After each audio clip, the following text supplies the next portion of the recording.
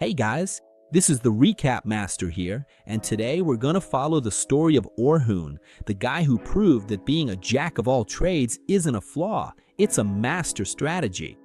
Pay attention, because the anime already starts off with a bang. Dark dungeon, monsters everywhere, and our protagonist, Orhun, right in the middle of the chaos. He's there hunting some horned rabbits and random creatures to keep up the pace. The guy's slicing through everything, and even says to himself, yeah, I'm still on top of my game, not rusty at all.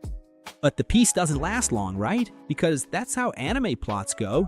You're chilling, and out of nowhere, a swarm of goblins shows up wanting your liver. Orhun finds himself surrounded, but instead of freaking out, he goes into hack mode. He starts casting support magic on himself. And hey, let me explain for those who don't know. Support magic, or the famous buff, is used to give your character stats a boost. More strength, more speed, more defense. The thing is, Orhun's buff comes with a built-in nerf. It only lasts exactly 3 minutes. That's about the time it takes to fry an egg, and then the effect is gone. This can vary from person to person, depending on their magic resistance, but for Orhun, the timer is relentless. And that's the trick. Normally, support mages stay in the back, hiding out, just casting buffs on others. But Orhun, he's built different. He draws his sword and jumps right into the chaos while the buffs are active.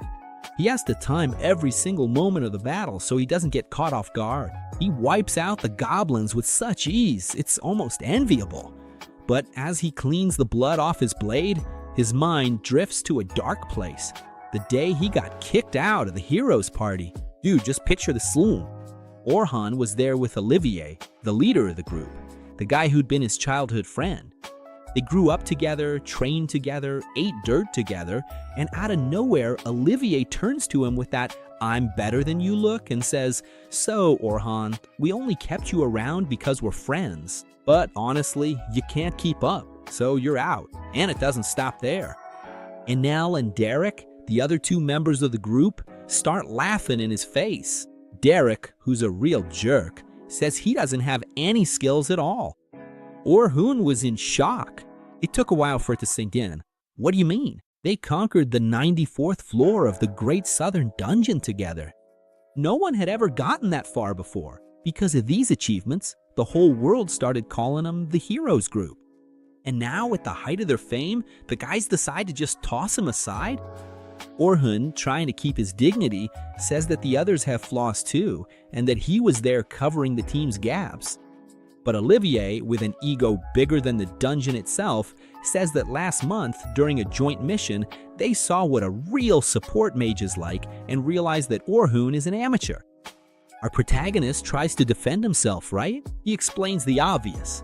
Guys, my main class is swordsman.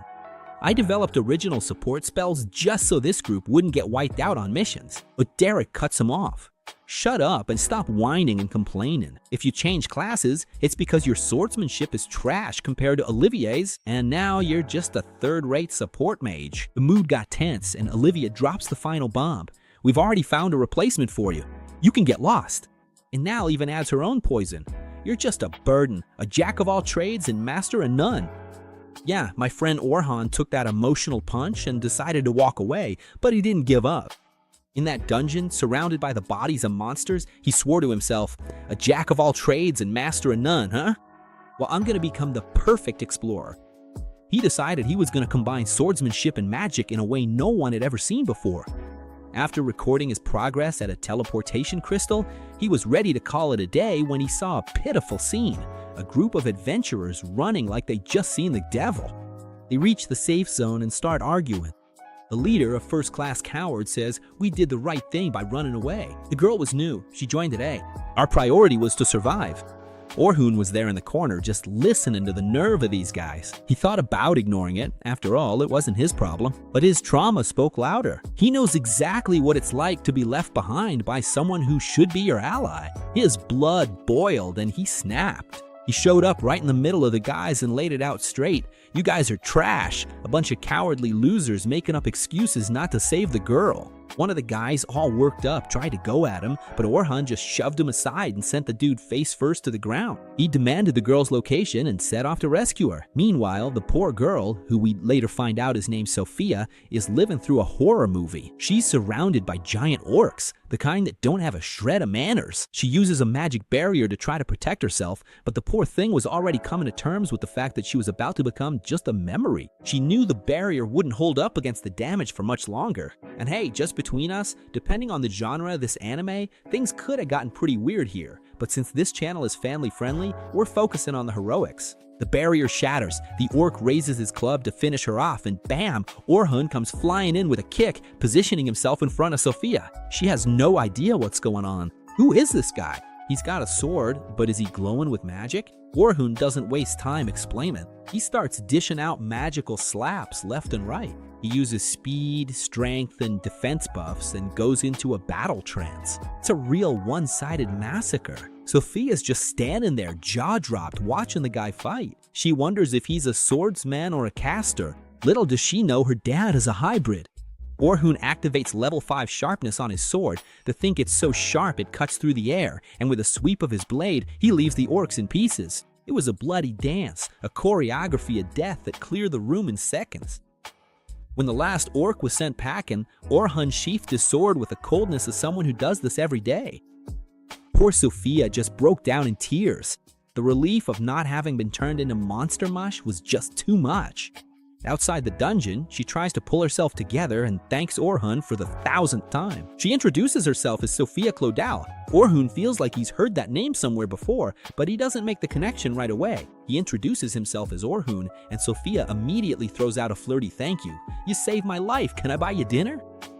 Orhun, who's either a bit slow with these things or just really humble, says he doesn't need any reward. But who could resist those puppy dog eyes Sophia gave him? He accepted. That night, she takes him to a restaurant. The place is simple, the food is cheap, but the smell was amazing. While they're waiting for the food, Orhun looks at the emblem on Sophia's uniform and finally puts 2 and 2 together. Hold on, that's the emblem of the Silver Rabbits of the Night Sky. For those who don't know, that's one of the most badass clans in the Kingdom of Noiton. These are the folks who compete for the top spot in the world rankings, and most importantly, it's that woman's clan.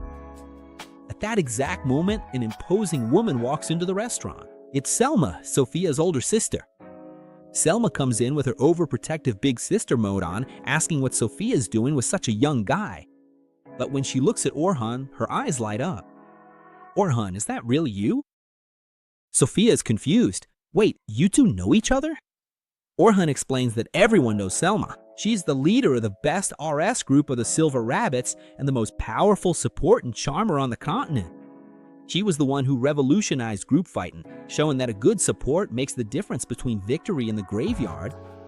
Actually, it was because of Selma that Olivier and the rest of the guys kicked Orhun out. They saw her level and thought Orhun was trash compared to her.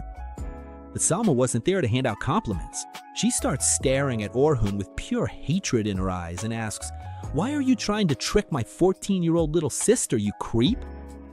Orhun almost chokes. "Hold on, boss. We just came here for dinner. There's nothing shady going on here. Seriously." Sophia has to step in and explain that Orhun saved her life after her group ambushed her and ran off. Selma immediately changes her attitude, apologizes for being rude, and genuinely thanks him. At least she's got some integrity, right? While they eat, the conversation gets serious. Selma reveals that she met Orhun on a joint field trip last month and was impressed by the support he gave. Sophia is shocked. "Girl, are you talking about Orhun from the Heroes group?" Orhun, with the humility of someone who's been through a lot, tells her not to be so formal, especially since he got dropped from the group the day before. Selma is incredulous. "They kick you out? Those idiots lost a huge talent." Orhun, not wanting to gossip, says it was a mutual agreement and that there were some disagreements, but Selma is slick. She sees a golden opportunity and goes for it.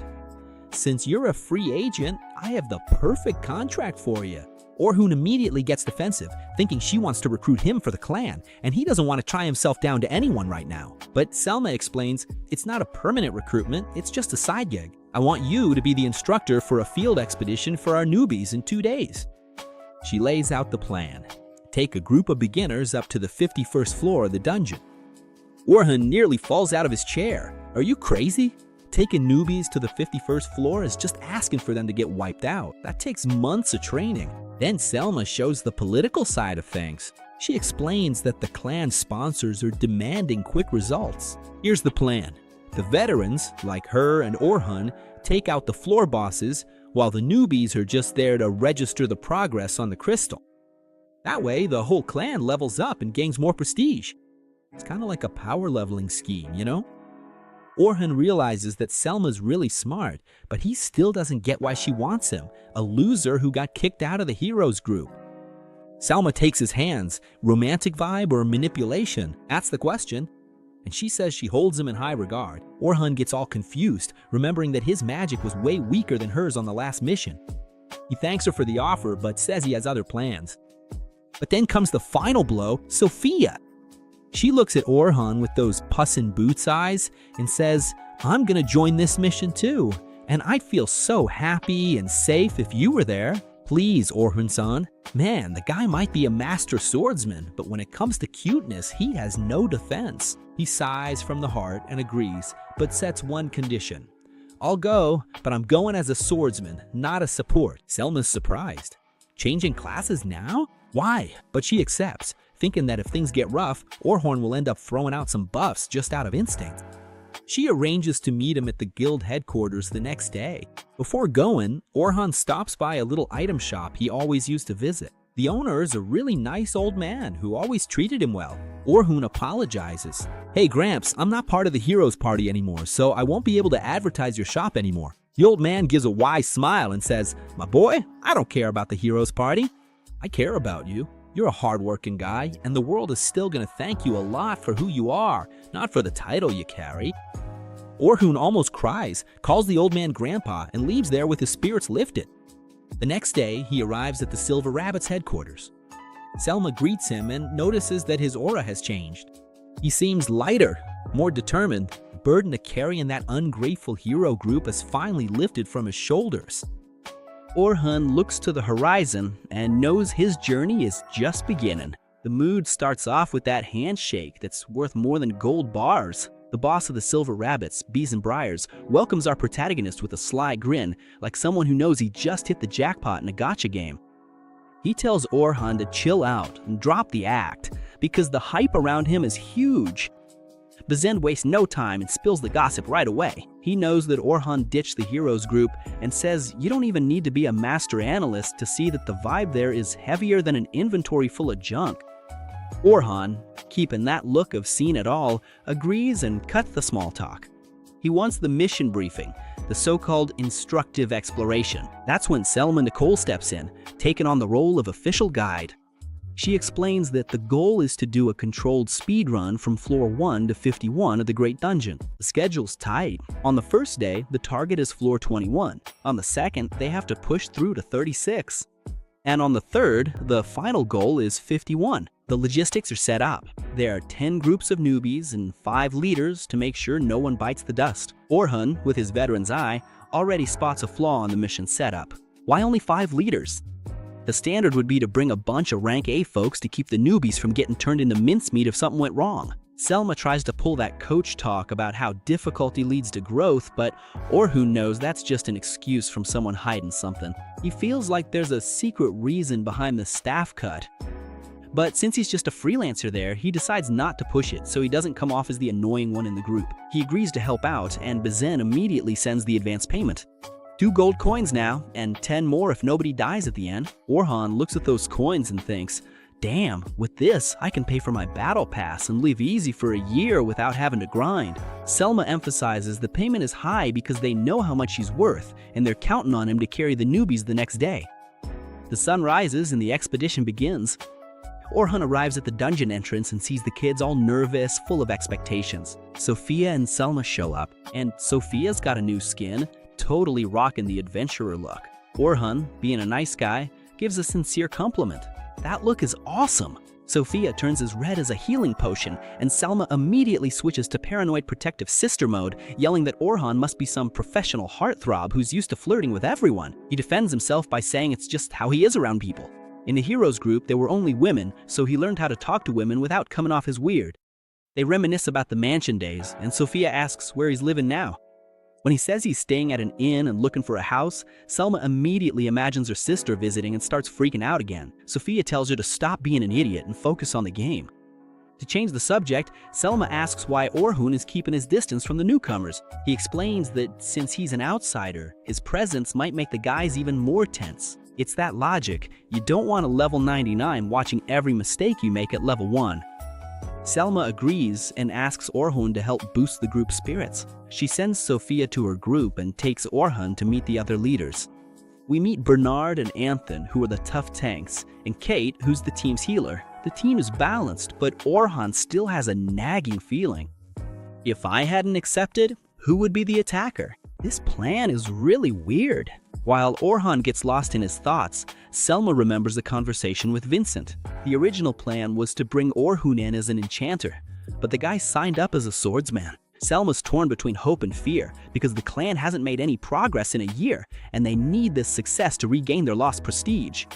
She decides that the best way to motivate the newbies is to introduce Orhun as the legendary explorer who made it to the 94th floor.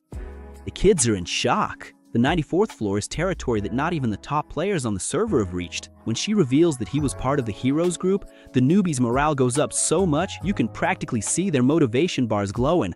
Orhun complains about this aggressive marketing, but Selma says that's exactly his job, to be the symbol of safety.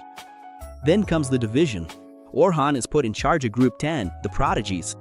Orhun quickly realizes that Selma put him there to be Sophia's bodyguard. When he meets the team, he notices something weird.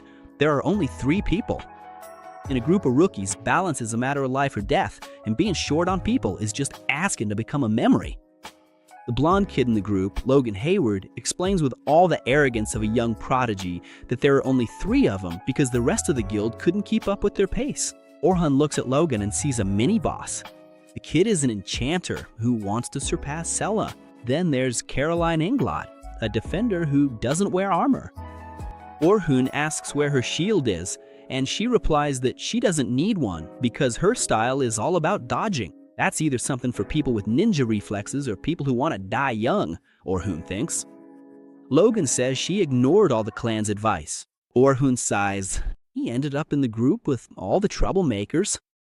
Luckily, there's Sophia, who's the rear attacker and the only sensible person around. The exploration finally begins. As they walk through the damp corridors of the dungeon, Caroline can't hold back her curiosity and starts interrogating them. She wants to know why a big shot from the heroes group is there with them, since the clans are rivals. Orhun explains that he got kicked out of his old group. She thinks it's a waste and starts digging for reasons, being the resident gossip. Orhun shuts down the conversation, saying it's none of her business. Caroline pouts, says he's mean, but reveals that Sophia had already said someone amazing was going to show up. Sophia gets all shy and confirms that Orhun saved her life. Caroline relaxes. If he saved Sophia, then the guy must be trustworthy. Orhun realizes that even though she's annoying, Caroline is doing this to take the attention off Sophia. She's a good friend after all. Suddenly, the danger radar goes off. A pack of hungry wolves emerges from the shadows behind him. Before the newbies can panic, Orhun activates a preset magic trap and turns the monsters into mush instantly. He explains that they can't waste time on useless mobs if they want to hit their goal for the day. They move on to the 10th floor, and Orhun takes the opportunity to analyze his students' gameplay. Caroline is fast, but she has the flaw of rushing into danger without thinking, which gives anyone watching a mini heart attack. On top of that, her daggers don't have any finishing power. Logan has the talent, but he doesn't know how to coordinate the team. He plays like a solo player, and for an enchanter, that's the most basic mistake in the book. Sophia is the most balanced, although she's a bit too passive. But compared to an average newbie, she's already pretty well built. They reach the boss on the 20th floor. The leaders give a masterclass on how it's done and defeat the monster without breaking a sweat. Selma announces that the day is over and that everyone should log their progress on the guild cards on the 21st floor. On the way out, Orhun chats with Selma about Group 10. He expresses his concern about the lack of teamwork and Caroline's recklessness. Selma laughs and says, and believe it or not, she's improved a lot. Orhun freezes. So how was this girl before then? They say their goodbyes, but the warrior's rest doesn't last long. The next day, Orhun opens the newspaper and sees the expose of the year. The news that he got kicked out of the heroes group made the front page. Now the whole world knows he was expelled. He already suspected this would happen, but he hoped the gossip would take a few more days so it wouldn't affect the trip. He's afraid the newcomers will lose respect for him, but he decides to face the situation. On the way to the meeting point, he hears a familiar voice. It's Luna. Luna was the only one who treated him with dignity, while the rest of the heroes group acted like ice-cold NPCs. On the day he was expelled, she was away in her own village. If she had been there, maybe things would have turned out differently. She asks him to come back, saying the group needs his strength. Orhun, feeling a bit hurt, asks if this is an official request from the group. He knows that after the article in the newspaper, Olivier would never take him back. Luna hadn't even read the newspaper. She was speaking for herself. Driven by the promise they made to conquer the dungeon together, Orhun loses his patience. He reminds her that the promise was made between them, her and Olivier, but it was Olivier himself who broke the pact by expelling him. That promise has already turned to ashes, Luna, he says. He walks away, leaving Luna behind, even though deep down he also wished the original trio had worked out. But now there's no turning back. His place isn't there anymore.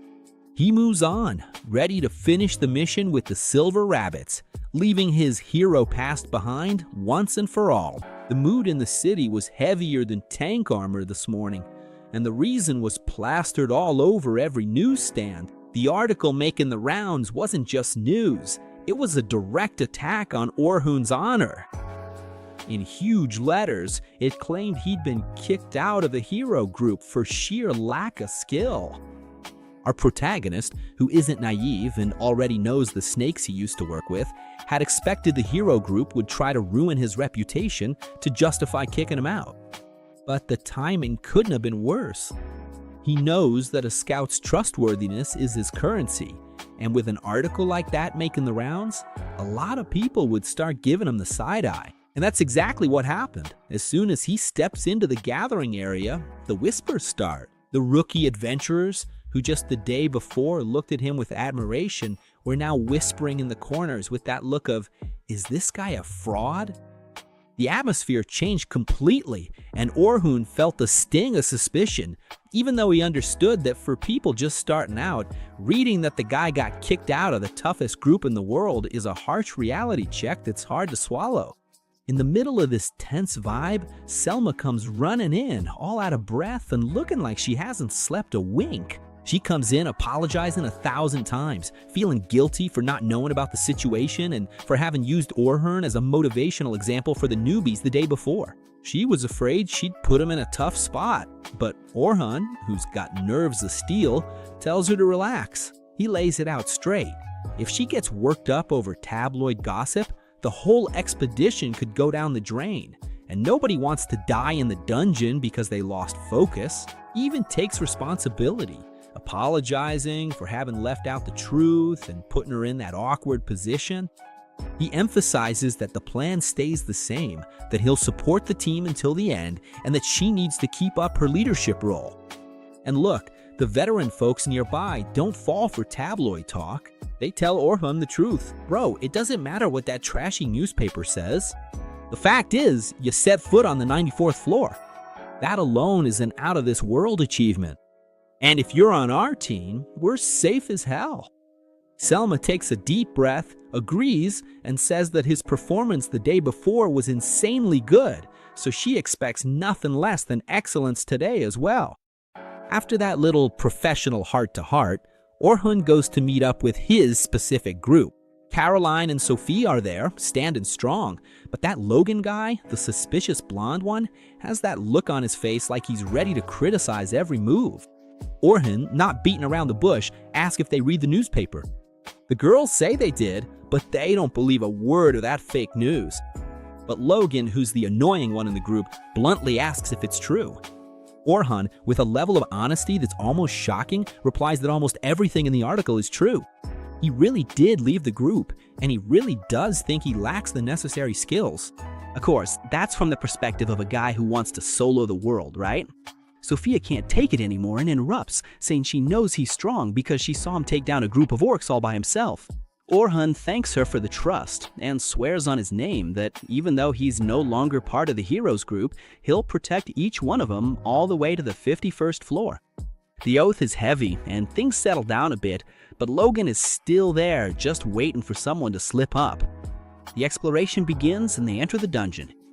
Orhun's plan is to let the newbies handle things on their own up to the 35th floor, so they can toughen up in combat and learn to work as a team without anyone holding their hand. They move forward quickly, clearing floor after floor without much trouble. And Orhun feels relieved to see that the girls still trust his calls blindly. But Logan is in a silent, rebellious mode. When they reach the 31st floor, Orhun feels like the fun and games are over. He activates the radar and detects monsters just ahead. He takes command and starts assigning roles. Caroline will draw their attention. Sophia will focus on attacking. When he tries to give Logan an instruction, the kid just ignores him and does his own thing, thinking Orhun's orders are basic, straight out of a manual, and that he already knows everything. Orhun notices the arrogance but focuses on the fight. Caroline is doing well with the buffs, but when Orhun looks at Sophia, he sees panic in her eyes. The girl froze. She remembered an orc attack she suffered in the past, and the trauma rushed to her head. Logan, instead of helping, keeps thinking, why isn't this Orhun doing anything? Isn't he gonna help the guru? I knew I couldn't trust him. What this fool doesn't know is that Orhun is already acting from the shadows.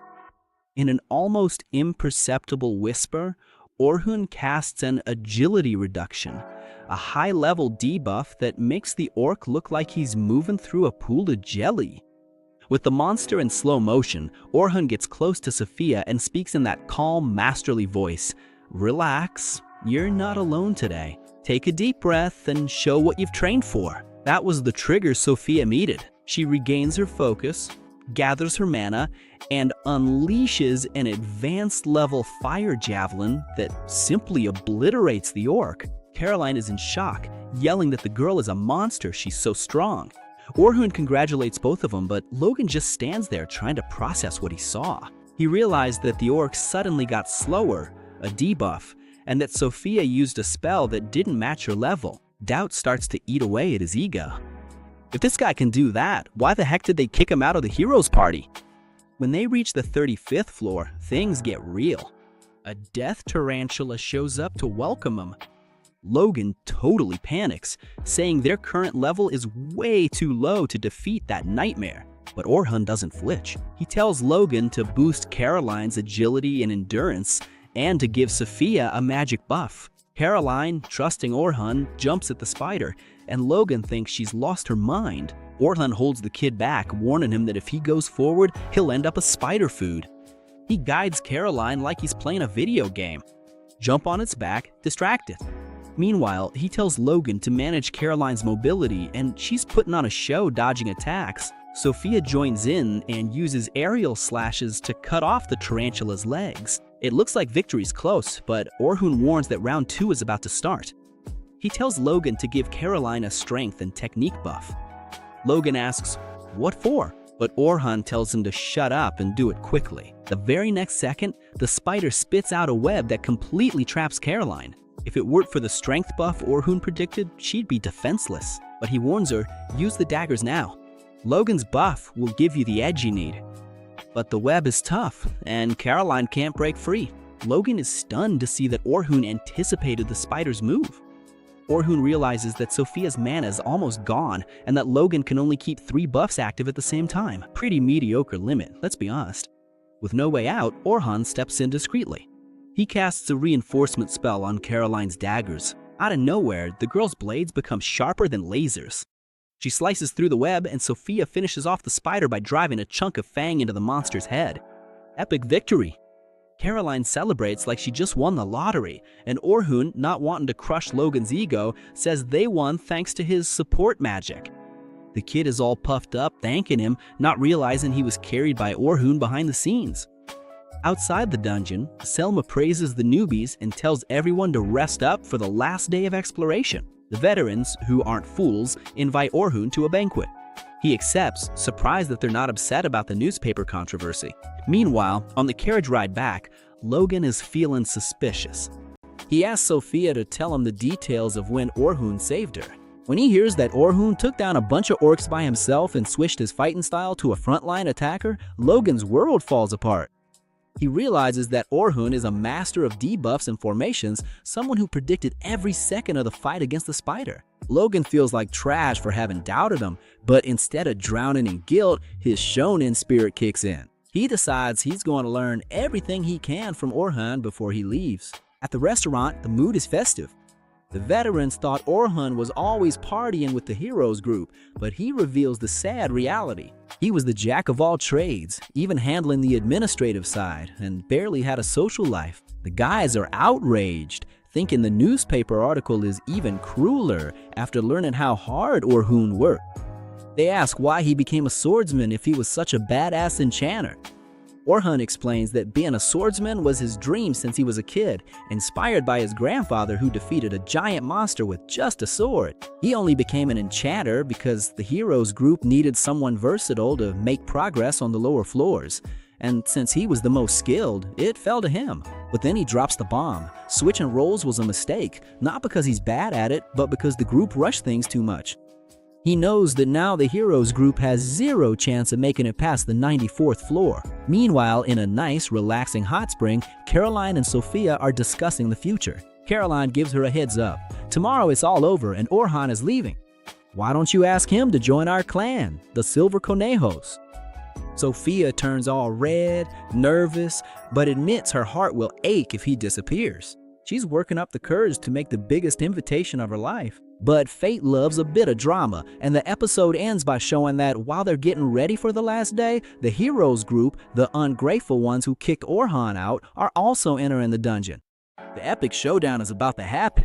The energy is high with Caroline, who comes in already saying, "Orhun, if we crush it at work today, I want a reward, okay?" Logan, who never misses a beat, jumps into the conversation asking if she has something specific in mind. Caroline, who knows exactly what's up, exchanges that "now's the time" look with Sophia.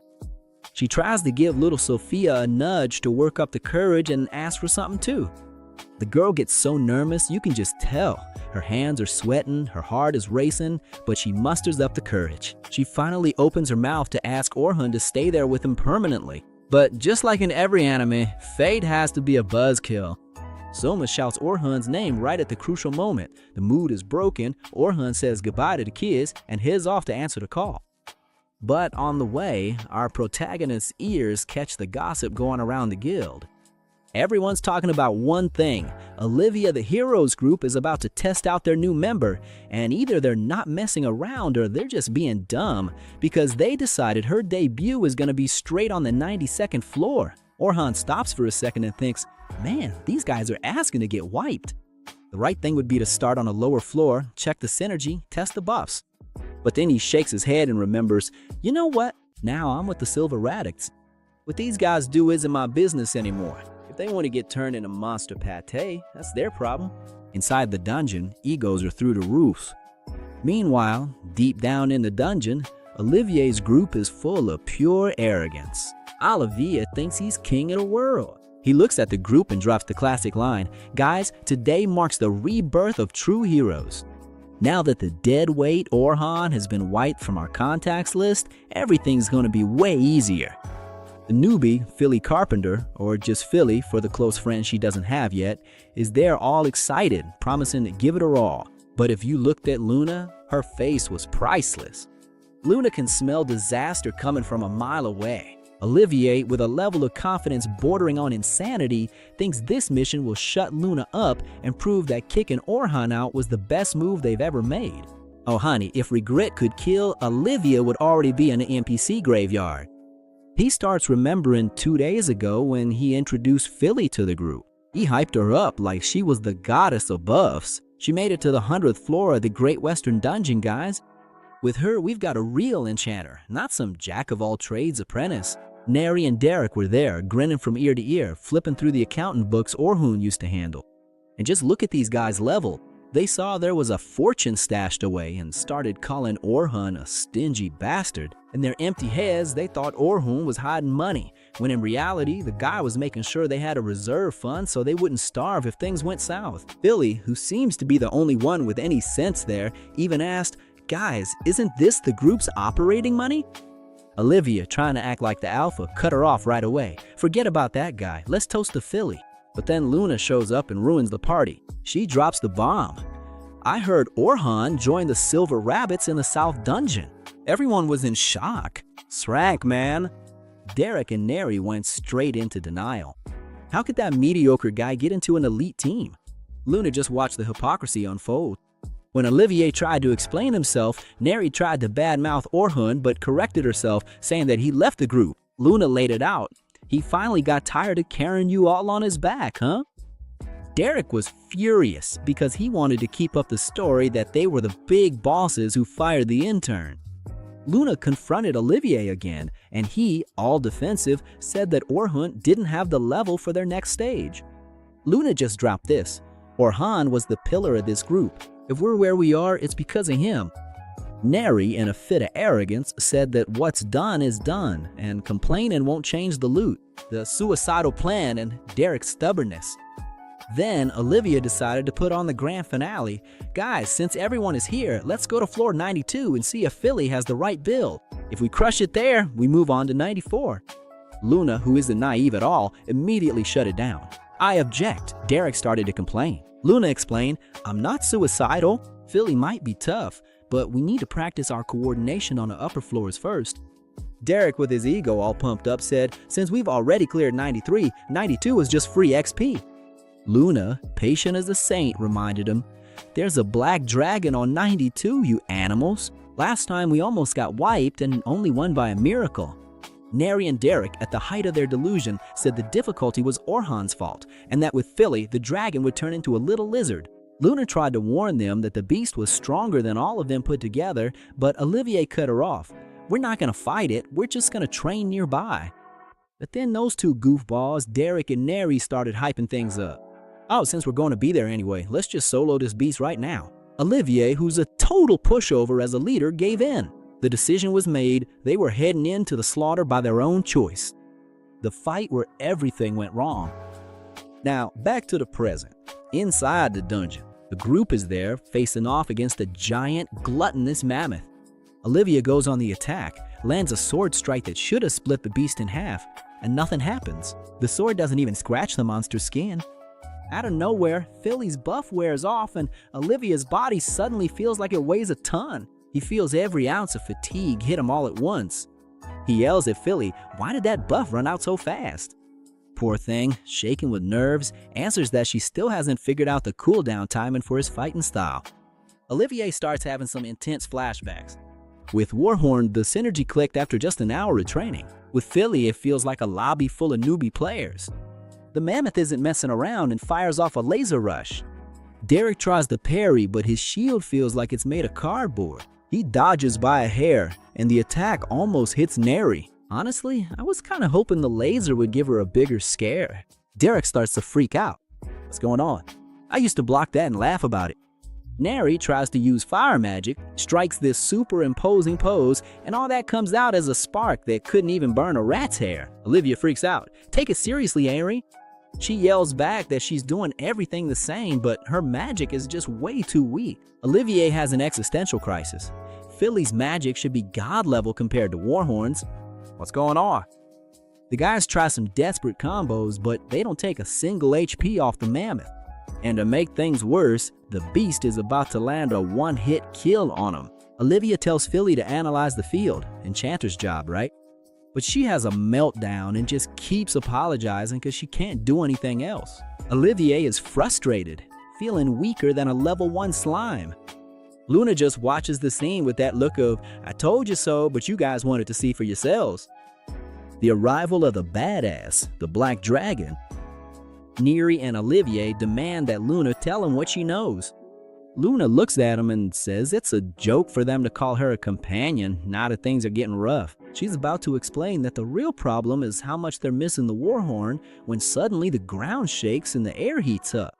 Out of nowhere, a giant black dragon appears and with a single stomp turns the mammoth, which they were struggling to fight, into monster mash. Luna shouts, "Run!" But the two geniuses, Derek and Olivier, with their totally glitched sense of reality, think they can win. Dude, these guys couldn't even kill the mammoth, and now they think they're gonna solo the dragon that soloed the mammoth with just 1 foot? The dragon breathes a fireball, and Derek, he was knocked out instantly. Philly froze. She went into shock. Neri tried to attack and was obliterated right after. Luna sees that the dragon is charging up its ultimate fire breath and knows there's no way to escape by running. She tells Olivia to buy them some time. The guy manages to snap Philly out of it for a second, grabs some buffs, and tries to gather energy for a counterattack. The dragon breathes fire. Olivia tries to stand his ground, but the explosion sends him flying like a piece of paper. Lying there on the ground, he finally gets it. We don't stand a chance. The desperate escape and the fatal mistake. Desperate and scared out of his mind, he asks Luna what to do. She throws the responsibility back at him. "You're the leader, you decide."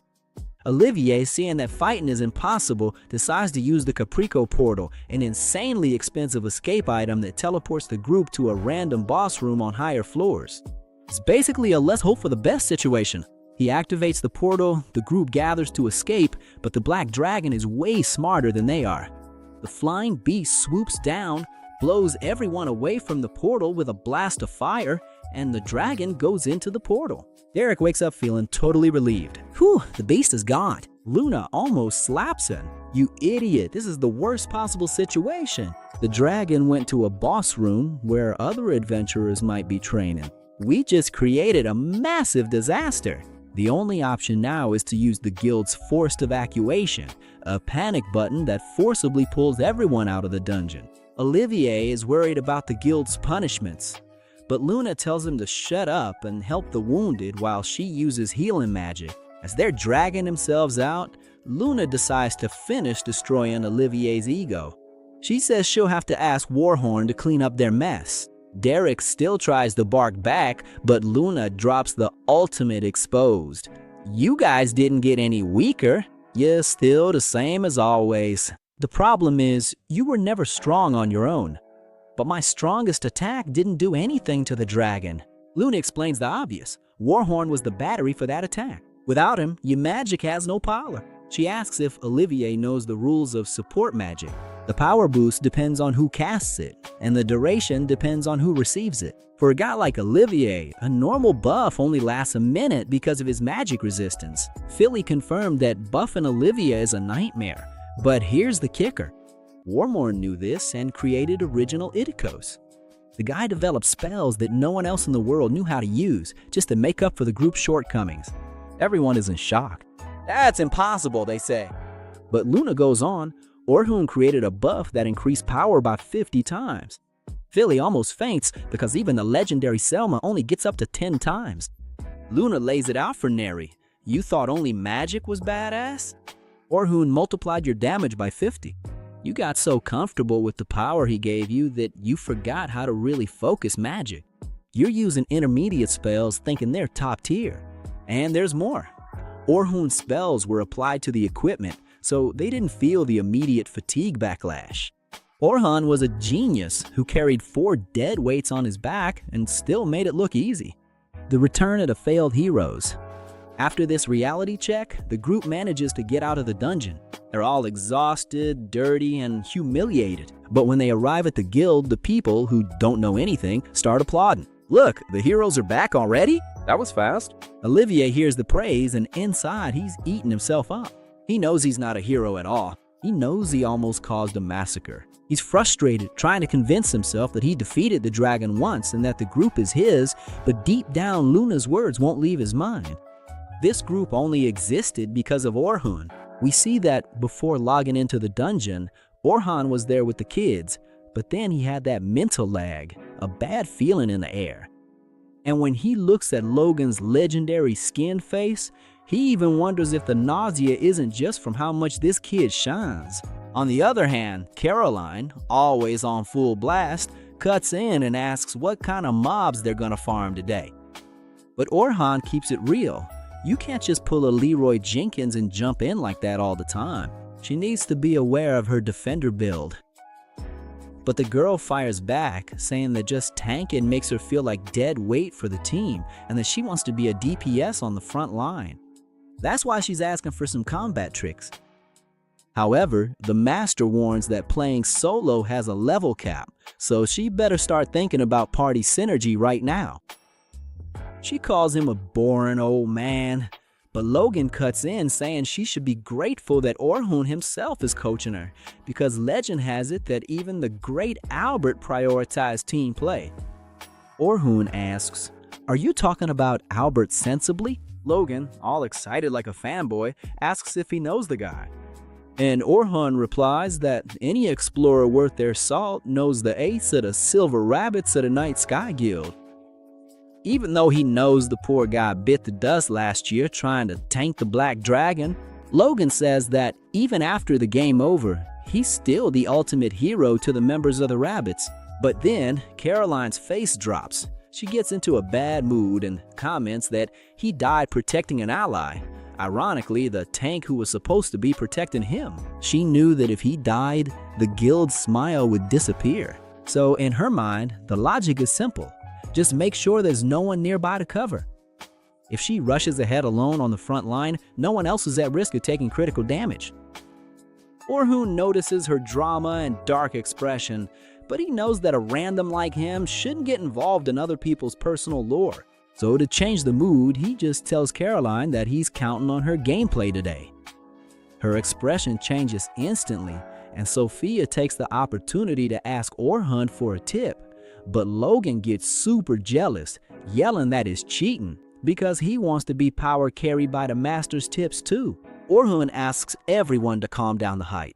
A little while later, already entering the dungeon and reaching the 36th floor, Selma comes up to Orhun and comments that it looks like the noobs there have gotten attached to him. Our pro player admits that he was kind of upset about that gossip that came out in the newspaper, but against all odds, the kids accepted him just fine. Selma keeps it real, saying that Logan and Caroline have those tough personalities, but they're rookies with carry potential, and she takes the chance to mention she overheard them talking about Albert. Then she tells the sad story that the combat power of the Silver Rabbits Guild dropped drastically when Albert was gone. Because of this heavy nerf, in the big dungeon, they had to give up leadership to the heroes group. Orhun, always the voice of reason, replies that even the heroes group almost got wiped out by the Black Dragon, and in the worst case scenario, they could have ended up just a memory like Albert. Selma answers that the guy was really reliable, and they're still struggling to fill the void he left on the server. But Orhun isn't some glitched NPC and immediately catches on to her intention, quickly replying that he hopes they manage to recruit someone soon. Selma tells him not to play dumb, but Orhun makes it clear that the Rabbit Guild doesn't need two enchanters on the same team, especially when one of them is the #1 on the continent. She says the clan leader said the same thing, but points out that now he's logged in as a swordsman, and she's hyped to see how he'll do against the floor boss. Later on, the whole crew manages to reach the 40th floor, where Selma announces that from here on out, they're gonna do the usual split and divide up. The kids keep moving forward as usual, but you can tell the ping went up and they're nervous because they're not rolling with the full squad anymore. Orhun, in tutorial mode, explains that the explorer's job is also to try to map out the area. The bigger clans have an advantage because they farm way more information. The boys take the opportunity to ask him to share his tricks. After all, the guy was part of the heroes group, so he must have the whole wiki memorized. They start spamming him with all kinds of questions, and Orhun even tries to answer. But the chat is so flooded that he asks them to stop bombarding him. Meanwhile, on another map, Luna arrives at the Adventurers Guild and asks Leonora to let her talk to the admin, or rather the guildmaster, ASAP. But the receptionist replies that the boss is in a meeting and asks her to wait in the lobby. But Luna shoots back saying she doesn't have time for loading screens because they need to force quit and evacuate all the explorers from the Great Mamara dungeon. Back to our protagonists, Sophia asks if no one is noticing a weird glitch. Logan replies that it's been ages since any monsters have spawned. He asks Orhun if the 40th floor is usually this empty, and the master answers no, and actually the place has a heavy aura, the same bad vibe as before they entered, like the monsters are scared of something way worse. Caroline is totally pissed off and desperate to farm XP, itching for a fight, and right at that moment, a monster shows up. Without thinking twice, she goes aggro and charges straight at it. Orhun tells her to stop, but seeing it's too late and she's about to mess up, he uses agility reduction, letting Caroline finish off the creature. Even so, he scolds her, reminding her that he already warned her you can't just jump into a fight like that. Logan admits that the speed and strength of these blue goblins are way too buffed. And if Orhun hadn't thrown out that slick debuff, things would have gone south. Caroline complains, asking them not to be killjoys since in the end she tanked and beat the monster. But Orhun lays it out, this was a one-time thing. He explains that the tank is the backbone of the party. If she gets in trouble, Logan and Sophia will panic trying to save her, and the result is the whole team getting wiped because of her. Caroline gets the mechanic and apologizes to the team. Seeing the situation, Orhun decides to teach a technique called active defense since he knows Caroline won't have the patience to just stand there holding up a shield. He explains that she needs to parry the attacks since every creature telegraphs its move before striking. If she reads the monster's frames before the attack comes out, she can hit the weak spot and block. Caroline gets all excited, but Logan pushes her aside and asks Orhun to teach him a skill too. Meanwhile, back at the base, the master asks Olivier what the hell happened. Luna, seeing that the other guy froze up and can't speak, tells the master they need an emergency evacuation right now. The boss is surprised and asked why, since that burns a ridiculous amount of mana and is basically an ultimate resource. Luna drops the bombshell. It's very likely that the black dragon from the second floor used the glitch teleport to one of the upper areas or to the middle floors. She explains what happened, but unfortunately, they don't know which floor the creature went to, since no one expected a floor boss to be able to use magic items. And given how dangerous it is, they can't rule out that someone might have already run into it and gotten turned into mush. So now it's time to prioritize lives and get everyone out of the dungeon ASAP.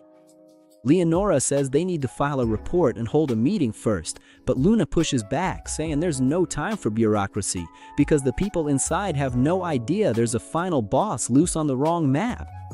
Back with the group, Logan asks Orhun to teach him more about debuffs, but the master warns him that the gameplay is hardcore. He explains that these skills are used to nerf the rival's abilities and advanced support magic technique, but the problem is calibrating the spell to match the enemy's exact magic resistance. Besides that, they're not very effective against floor bosses and OP monsters from the lower floors starting at 51. That's why a lot of pro players think it's not worth using since it's inefficient. In other words, they can be useful, but you need to have memorized the technical stats of every monster in the game. Logan realizes that at his current level, the quest is impossible. So Orhun recommends he farm the basics first and master debuffs, but in exchange promises to teach him a really broken spell. Out of nowhere, some wolves rush at him, but another one of Orhun's traps goes off and the wolves go straight to have a chat with St. Peter. Logan is stunned, and Orhun explains that it's trap magic. The girls ask when he set that up, and he reveals that he's been planting traps along the whole way because it prevents getting ganked from behind, letting a group focus on the front without worry. Logan, all hyped up, thanks him while thinking that the enchanter build he wants to follow is exactly like Orhun's. Lastly, he's about to call Sophia, but then we cut to a scene at the guild where the high-ranking staff is preparing a forced evacuation. But this has a long cooldown, and while they're getting everything ready, a council member warns Olivier that he's gonna have to answer for causing this situation. But then the two troublemakers start whining, saying it wasn't their fault, which makes the council members absolutely furious. The guildmaster asks everyone to stay focused on the objective while Luna is over there praying that Orhun is okay. Back in the tutorial, Orhun tells Sophia that she's missing parallel casting, a skill for casting 2 or more spells at the same time. It's an essential technique for any high-level mage. She feels like the mechanic seems hard, but he replies that it's not rocket science. With a bit of grinding, anyone can pull off 2 at once. There are people who can even combo dozens of spells at the same time. Sophia is surprised and asks why this parallel casting is considered meta, and if just using special rank magic isn't enough to be a top-tier mage. But the pro player explains that the deeper you go into the dungeon, the more monsters there are with insane magic resistance who can tank special spells. And even if she spams attacks, there's the casting time, and in that lag between one attack and the next, the mage is left defenseless. That's where parallel casting comes in. When the first spell is halfway done, the second one is already charging, allowing for much more efficient DPS. The kids are super grateful for Erhoon's tips, and he tells Sophia that she already has enough stats to fight on the intermediate floors. So ideally, a veteran from the Silver Rabbit should start training her. And for sure, her sister Selma is gonna be thrilled to help out. But this cheeky brat takes the opportunity to say she'd rather be leveled up by him. Orhoon is surprised, and Sophia asks if he can't do it. But he remembers Selma's angry face and says he has to get her sister's permission first. That gets Sophia excited, because since Selma spoils her so much, she's sure to say yes. Meanwhile, at the guild, the setup is ready, and as soon as the man is charged, the forced evacuation will be activated. Then the master tells the heroes group that they have to go solo to Black Dragon. The two noobs get nervous because they still haven't fully regenerated their HP, but Luna says they're gonna log into the mission right now, making the two troublemakers panic because they're great at bragging, but when it's time to actually do something, they're completely useless. But Luna tells the master that she has a special request first. Now in the big dungeon, Selma tells the newbies to stay in a safe zone while the veterans go tank the boss. Orhan tells the kids that it's a great chance to watch the gameplay and learn. When he enters the room, Orhan goes straight for the boss, activating his active defense. In other words, reading the movement frames and blocking everything. And with the traps, he blocks off the escape route, letting the rest of the team use their ultimates at full power, defeating the monster on easy mode. Meanwhile, the boys understand everything Orhan had said, and now their goal is to become veteran-level explorers. Back at the base, Olivier asks Luna why she asked the master to prioritize evacuating floors 45 to 50. She answers that it's because Orhoon is probably farming on those floors. They ask why she's so obsessed with the guy, and Luna, without beating around the bush, tells them the truth. Right now, they're the weakest S-Rank team on the server, and they depend on Orhan if they want a shot against the Black Dragon. The two toxic ones keep complaining as always, man, seriously, someone needs to ban these guys. Meanwhile, in the dungeon, now on the 50th floor, Selma asks Orhoon to handle it, since if he cuts the pincers, all that's left is to break the shell. So the faster they finish, the sooner they can log off and celebrate. The rest of the group asks if he can really do it, because the monster has some seriously buffed armor. But Orhoon charges in, and using impact, he chops off the pincer with a single hit. Everyone is left speechless while he thinks to himself that this impact magic is an original skill of his, which boosts the power and durability of his equipment by 100 times, at least for a second. He feels like it's almost cheating, but he stumbled upon it by accident while researching magic. And this spell is a must-have to progress through the lower floors. Selma buffs everyone and they finish off the crab in no time. Finally, the mission is completed. Orhoon is happy that everything worked out, but suddenly panics when he senses the presence of the Black Dragon, which breaks through the interdimensional walls and invades the 50th floor. The guys totally froze in front of the Black Dragon, but Orhoon was straight with him. Get out of here now. Selma was frozen, feeling that insane pressure that only a final boss gives off. She couldn't believe that thing was real and standing right in front of her. The other escorts were just as shocked because there was no way that giant lizard should be on that floor. The Black Dragon is like that toxic player who loves to farm defenseless adventurers. And Selma knew she needed to bail from the call right now, but her body just wouldn't listen. Orhoon was in the same boat, his brain frying trying to figure out how to tank this situation. The floor boss was already down, so if they could slip past the dragon and make it to the teleport crystal, maybe they could escape. But then, Orhan realized he was the only one who could still move. And since monsters always focus on the bigger group, if he made a run for it, he'd survive and the rest of the crew would just be a memory. But the wise guy's duty? Make sure the noobs get back alive.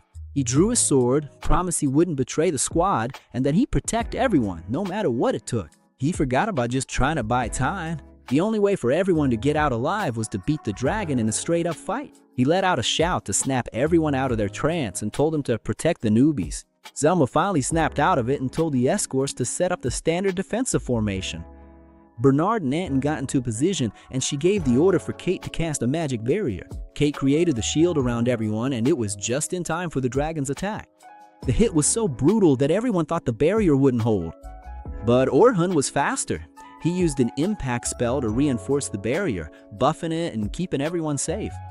Everyone was in shock that they were still breathing and had no idea what just happened. Selma felt that the magic suddenly got supercharged and realized it was Orhun's doing. Sophia got really worried seeing Orhun facing off against the dragon one-on-one, dodging everything with crazy agility. Orhun threw a dagger straight at the creature's eye, but the dragon closed its eyelid before the hit landed. Bernard was surprised that the dragon could read the moves, but Orhun was actually doing it on purpose to make the beast close its eye and create an opening. Then Orhun jumped onto the dragon with his sword, used impact again, and caused a massive explosion with a single slash. Everyone was on the edge of their seats, thinking the dragon had been turned into mush, but the beast was still there, alive and not even scratched. Orhun came clean right away. I knew that wasn't going to be enough. Actually, it didn't do anything at all. Selma asked if he was okay, and Orhun reassured her, telling her to focus on protecting the newbies because he was going to handle the dragon situation. He already had a plan in mind. Selma was still a bit unsure, but Orhun turned to the rookies and said, "Just stay put, Daddy's got you covered." He put on a necklace, grabbed a sword, and went straight into danger. The dragon breathed out a blast of fire, but Orhun made a wicked dash and drew the beast's attention away from the group. Selma was still unsure if he could handle it alone, remembering that the dragon had already taken Albert out, and she couldn't bear to lose anyone else. Orhun kept dodging like a pro, and when he got some distance, he used a reflective wall to send the fire right back at the dragon's head. The beast let out a screech of pain, and Orhun even cracked a joke.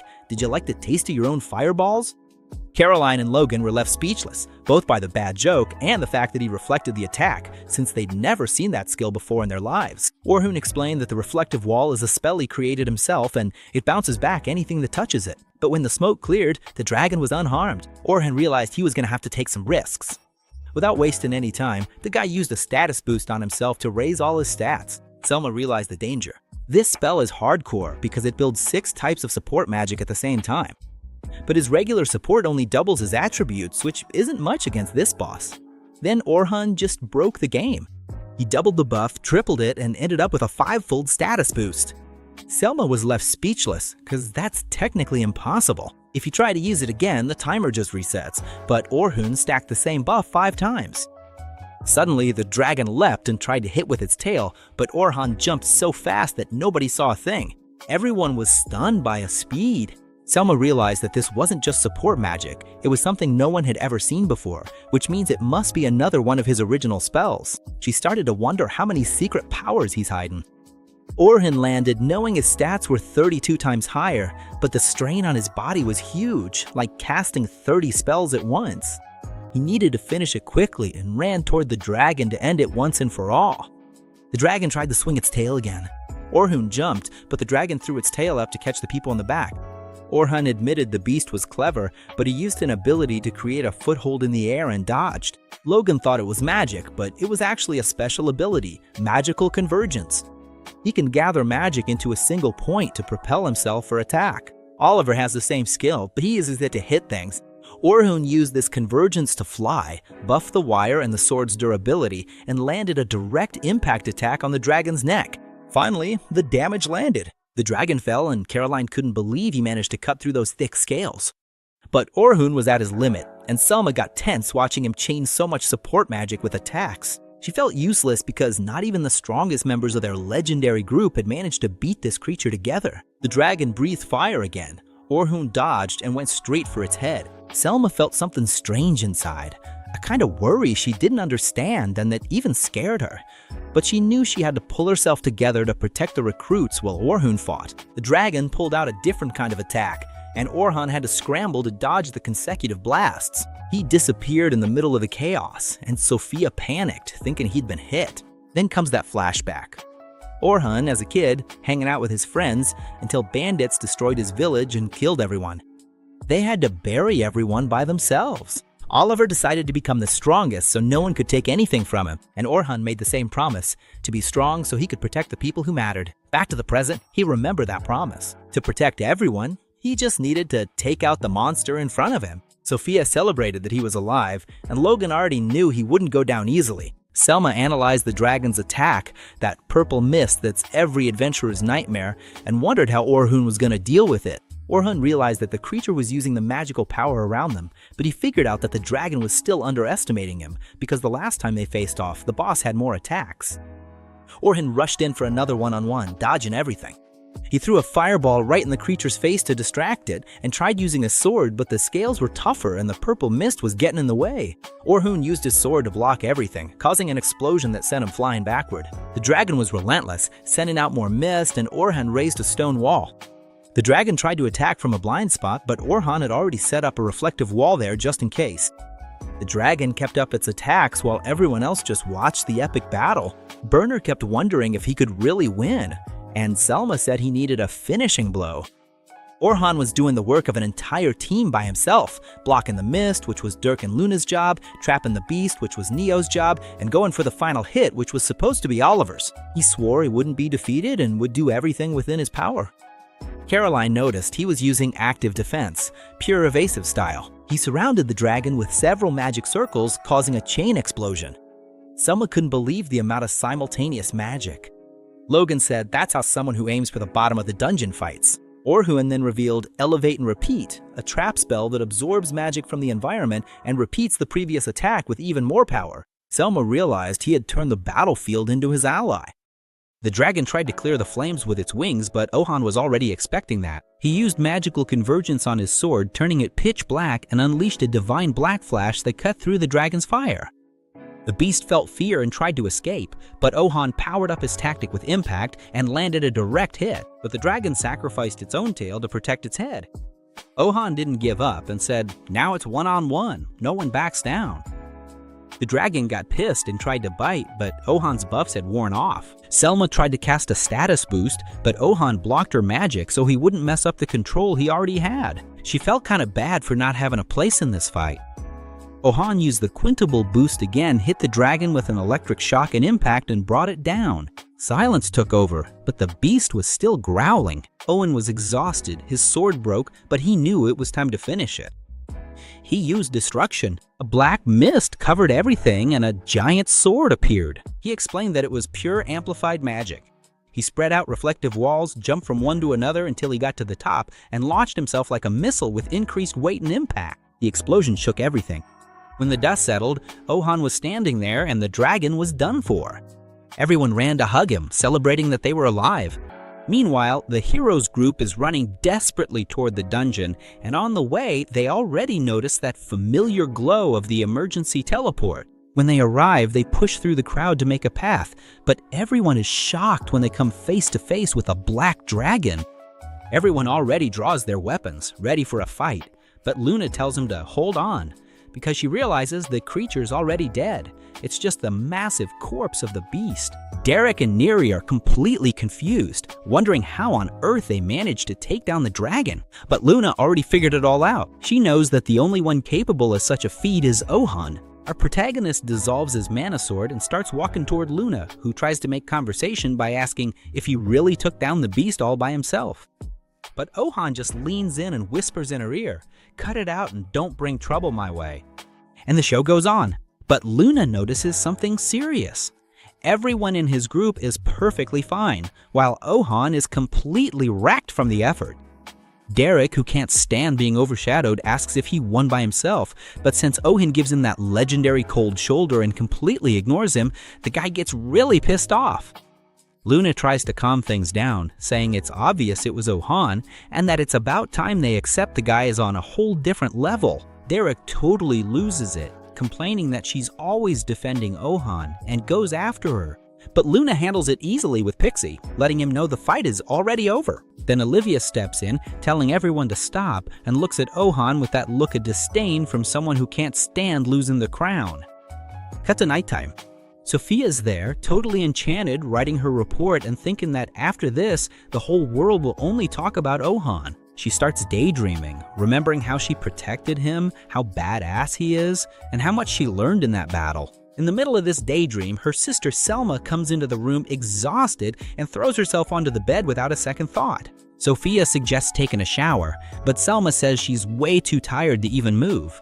But after Sophia suggests they go together, the two of them go relax in the water and enjoy the moment. Selma admits she's relieved to see her sister in one piece, and Sophia gives all the credit to Orhun. Selma takes the opportunity to ask what she thought of the fight, because the level was so insane that she herself couldn't understand anything. But Sophia surprises her and says that she actually did understand. She explains that despite the magic and the incredible moves, the foundation of everything was the basic maneuvers he taught them, vanguard and rearguard positioning, and that he executed everything perfectly, all by himself. Selma's impressed by her sister's perception and admits that she feels a bit left behind for not having analyzed it that way. But Sophia quickly shuts down the conversation, saying that Selma is a role model and she doesn't need to be so hard on herself. The next day, Ohan shows up suffering the consequences of having pushed his body to the limit. The guy has to load up on pain relief buffs just to be able to get up, feeling like it was a miracle he didn't end up with any after effects after using that overpowered magic. He looks out the window and notices Selma arriving. Now, in a new scene, the two of them are shown together. Selma apologizes for the sudden meeting and, without hesitation, gives a deep, respectful bow. Ohan gets all awkward, saying that her position is way too high for her to be bowing like that. But she doesn't care at all. She's genuinely grateful that he saved her life and all the rookies' lives. Besides that, she reveals she has another reason for being there and invites Ohan to go to the Silver Rabbit's headquarters because Liger wants to have a word with him. Ohan agrees without any problem. When they arrive at the base, Master Vincent gets straight to the point. He wants Ohan on the main Silver Rabbit's team, taking the position of vanguard attacker and with a recommendation for officer. Ohan, as humble as ever, says he doesn't have much experience, but Vincent counters by saying he has strength, character, and is extremely hardworking. Selma also gives him some encouragement, saying she'd be really happy if he joined. The offer is amazing, but Ohan asks for some time to think it over. Vincent agrees and even warns him that the Explorers Guild is on his tail. As he walks through the streets, Ohan gets lost in thought. He never imagined being recruited by a top-tier clan, but the idea of having companions again terrifies him. The trauma of being discarded still hurts. Later, he goes to his grandfather's shop, who cracks up seeing his grandson act like a regular young guy for the first time. The old man already knows everything and realizes that Orhun's fear is being used and thrown away again. But his grandfather gives him some golden advice. People lean on each other to make up for what each one lacks, and he should take his time to think things through. Then, at the Explorers Guild, things get tense. Orhun is face-to-face with the committee and the heroes group. The guildmaster asks if he really defeated the dragon, and when he confirms it, Derek and Annery start downplaying the guy, saying it was only possible because they had already worn the beast out beforehand. Can you believe that? Orhun tells him to stop interfering and asks the guildmaster for permission to speak. Without hesitating, he calls out the heroes group, asking why they went to the 92nd floor right after hiring a new enchanter. He reminds them that he had already warned them 1,000 times that their level wasn't enough for the deeper floors and that they almost died several times. Olivier tries to justify himself, saying he switched enchanters to make the job easier, but Orhun gets pissed because they're totally underestimating the support class. Things are getting heated.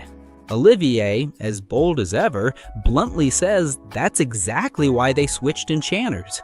He thought that with someone more skilled, the job would be a walk in the park. Orhun even understands the cold logic behind the switch, but what really makes his blood boil is seeing how they're underestimating the enchanter class. Olivier, completely clueless, says he's not underestimating anyone, that he knows how important they are, and that's exactly why he kicked Orhun out. That's when Orhun finally loses his patience. He asks how they even had the nerve to start right away with the deepest floors without having the slightest idea of the mental strain an enchanter goes through under that kind of pressure. Olivier, with that look on his face like he doesn't get anything, drops the biggest gem of all. He says the enchanter just hangs out in the back, living the good life, and that their only job is to refresh buffs at the right time, which, according to him, is super easy. At that moment, Orhun realizes that his old friend is beyond saving. He starts giving a lesson right then and there, reciting from memory the exact duration of each buff for every member of the old group. He explains that the enchanter has to keep track of different, super short timers for each person all at once, while also leading the group's strategy in the middle of chaos. "What's so easy about that, Olivier?" he asks, leaving the hero fuming with rage in his corner. While the dirty laundry is being aired in the guild, the three newbie kids are in a totally different mood, dying to know what's going to happen with Orhun.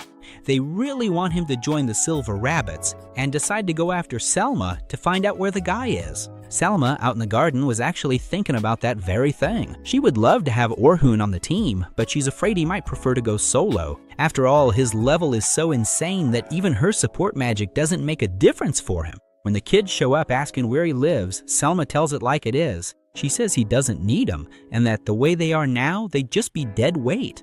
But the kids give her a reality check.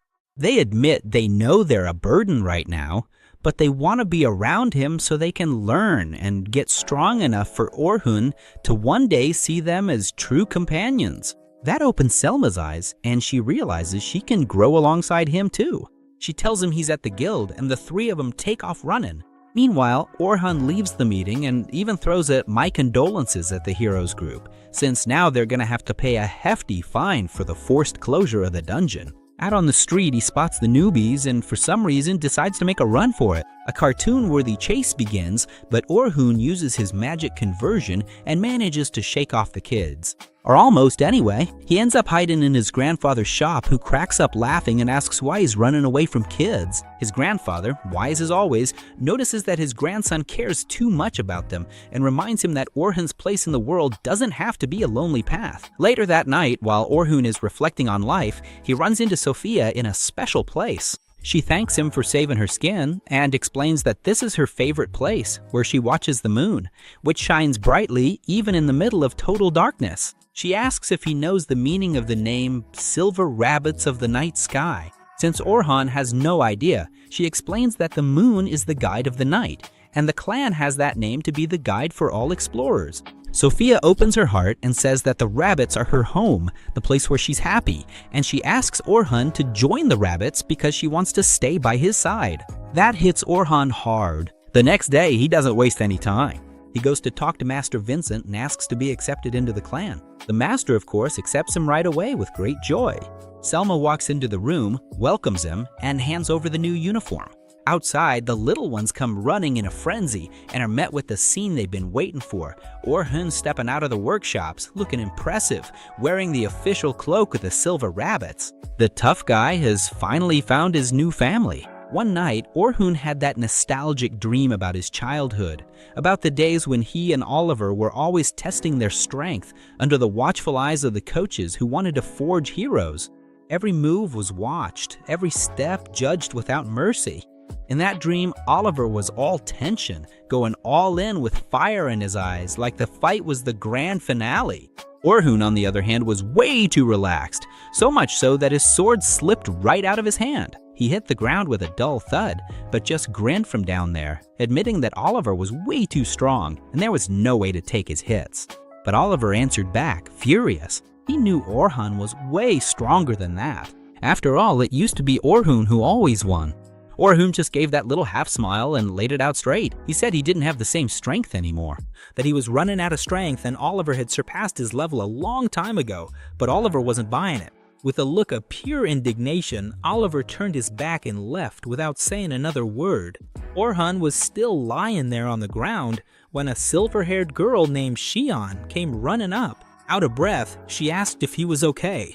Orhun got up, giving that kind of awkward smile, you know? He was a bit embarrassed that she had seen him lose like that, but Xian surprised him and gave him a kind smile. To her, Orhun had fought bravely and looked super cool. She even said she knew exactly what he'd be capable of if he unleashed his true power.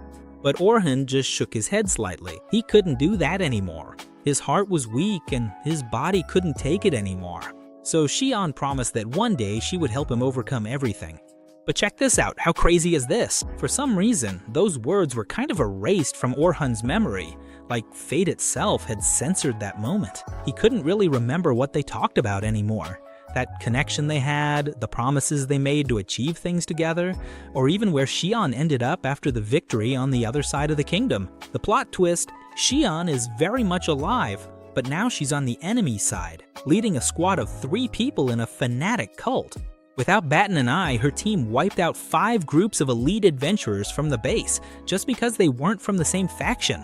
After clearing the area, they continued on their journey. Out of nowhere, a guy in a white cloak appeared in front of Xion with a message from the cult leaders. A stranger in the Northern Kingdom had taken down the Black Dragon. Xion's orders were to investigate this guy and recruit him if possible. If the target refused, they were supposed to stake him right then and there.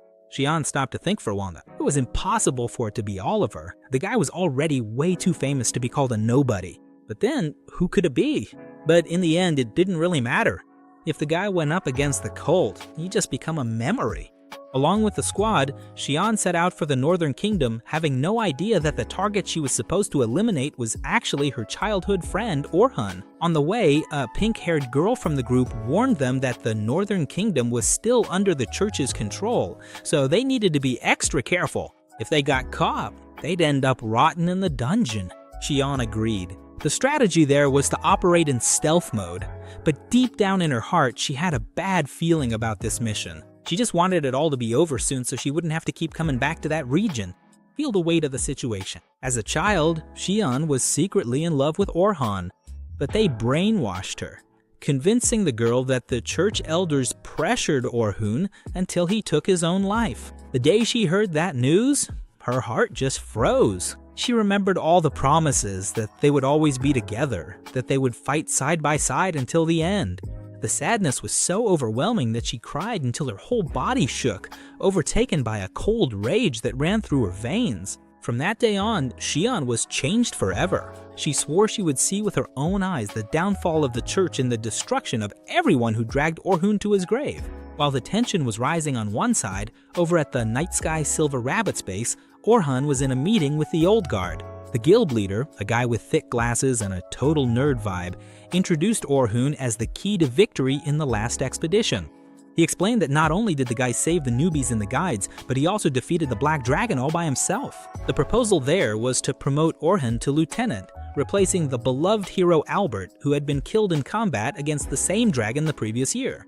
If anyone was against it, now was the time to speak up. An elderly man then took the floor. He wasn't opposed to seeing Orhun lead, but he raised the question, did Orhun really understand the weight of that title? Being a lieutenant wasn't just about looking after yourself, but about carrying the responsibility for the lives of everyone under your command. Many lives were tied to the clan, and for some members, the clan was literally all they had. Any decision would impact the entire guild, so their mission was to put the clan first, even if that meant having to sacrifice themselves. Hearing that, Orhun immediately remembered the promise he made to Xion. Those painful memories came rushing back. He realized he couldn't make the guild his whole life. Being honest with everyone, he said he had a life outside, something that maybe many there didn't have. And because of that, he couldn't just give everything he had to the clan. The room fell completely silent. Everyone was in shock. Not even Selma imagined he'd come out with something like that. The old man exploded with rage, saying that kind of answer showed Orhun wasn't even fit to be a regular member, let alone a lieutenant. So what was he even doing there? As calm as could be, Orhun shot back that he was there because he was sure of one thing: he would protect anyone he cared about. Anyone. That's when Selma understood Orhun's perspective. Honestly, he didn't care much about the clan's status or name. What he wanted to protect wasn't the guild's reputation, but the people inside it. Since the old man was still a bit confused, Orhun firmly explained that he would do anything to defend his companions, period. That was the only promise he could make. Nothing more, nothing less. Faced with that determination, the old man finally gave in. The nerdy leader took the opportunity and called for a vote to see who approved Orhun for the position. It was a landslide victory, total unanimity. From that moment on, Orhun officially became one of the respected lieutenants of the Night Sky Silver Rabbits. Selma then invited him to take a walk down the halls, on their way to introduce him to the first unit, which would be his new team.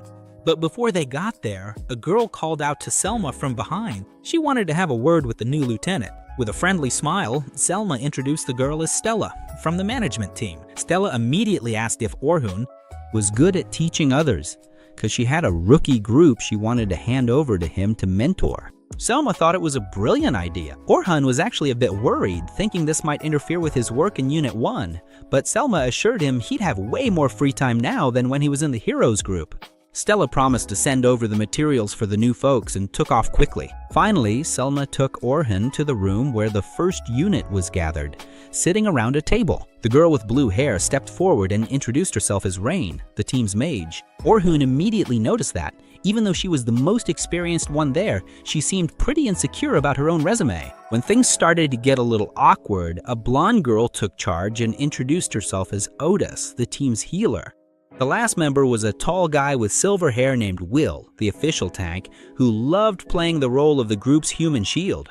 Finally, Orhan looked at Selma, who formally reintroduced herself as the squad's enchanter and leader. That's when it finally hit Orhan. From that moment on, these were his field partners, a team that would fight together and wouldn't hesitate to risk their lives for each other if things got tough. Given how formal everything was, Orhan stood up and introduced himself as the frontline fighter. Will smiled and said that ever since they lost Albert, he'd been the one filling in on offense, even though he knew it wasn't really his thing. Selma gave him a playful slap to lighten the mood and told him to relax. But before Orhan could sit down, Will asked the inevitable question. How did he manage to kill the Black Dragon? Seeing that Orhan looked a bit uncomfortable, Selma stepped in, saying he didn't have to answer if he didn't want to, but Orhan thought it was only fair to share the information so everyone would be on the same page. He started to explain that the secret to defeating that beast alone was 2 original spells he had created himself. Rain was stunned to find out he had his own magic. The first spell, called Impact, multiplied the effect of equipment and spells by up to 100 times. The second could be cast multiple times in a row to stack support spells and status bonuses. In the battle against the Black Dragon, he stacked the buffs on himself like crazy, about 32 times. Rain and Otis were shocked because a broken spell like that would give you a ridiculous advantage against almost any opponent. But Orhan told it like it is. He could only use this technique on himself, and the stress on his body was so intense that he couldn't hold the effect for very long. He remembered how the fight against the dragon took way too long, and by the end, it almost destroyed him physically. Otis even asked if, since he was that strong, couldn't he just take on any role in the team? Then came the revelation that surprised everyone. Arun confessed that he could only use intermediate level magic, no matter how hard he tried. Selma couldn't wrap her head around how a guy smart enough to create his own magic was unable to cast high-level spells. Looking down at the floor, Arun admitted that even he didn't know why. Anyway, his original spells made up for this weakness in his arsenal, making sure he wasn't useless in battle. Selma then announced the plan to head down into a dungeon right away so the team could start practicing their teamwork for real. But Orhan interrupted, saying that before anything else, he needed to stop and buy a new sword. Everyone was shocked that he hadn't ordered a custom sword, since forging something like that could take days. But Orhan was totally chill about it. He said he usually just used those generic swords, the kind you can buy at any store. People couldn't believe it. That kind of gear was classic rookie adventurer stuff. It was unreal to accept that the great dragon slayer used a regular weapon and not a custom forged sword. The whole team dragged him straight to the clan's blacksmith right then and there. The blacksmith let him have it, saying that a warrior of Orhan's level should at least be using materials gathered from the deepest floors of the dungeon.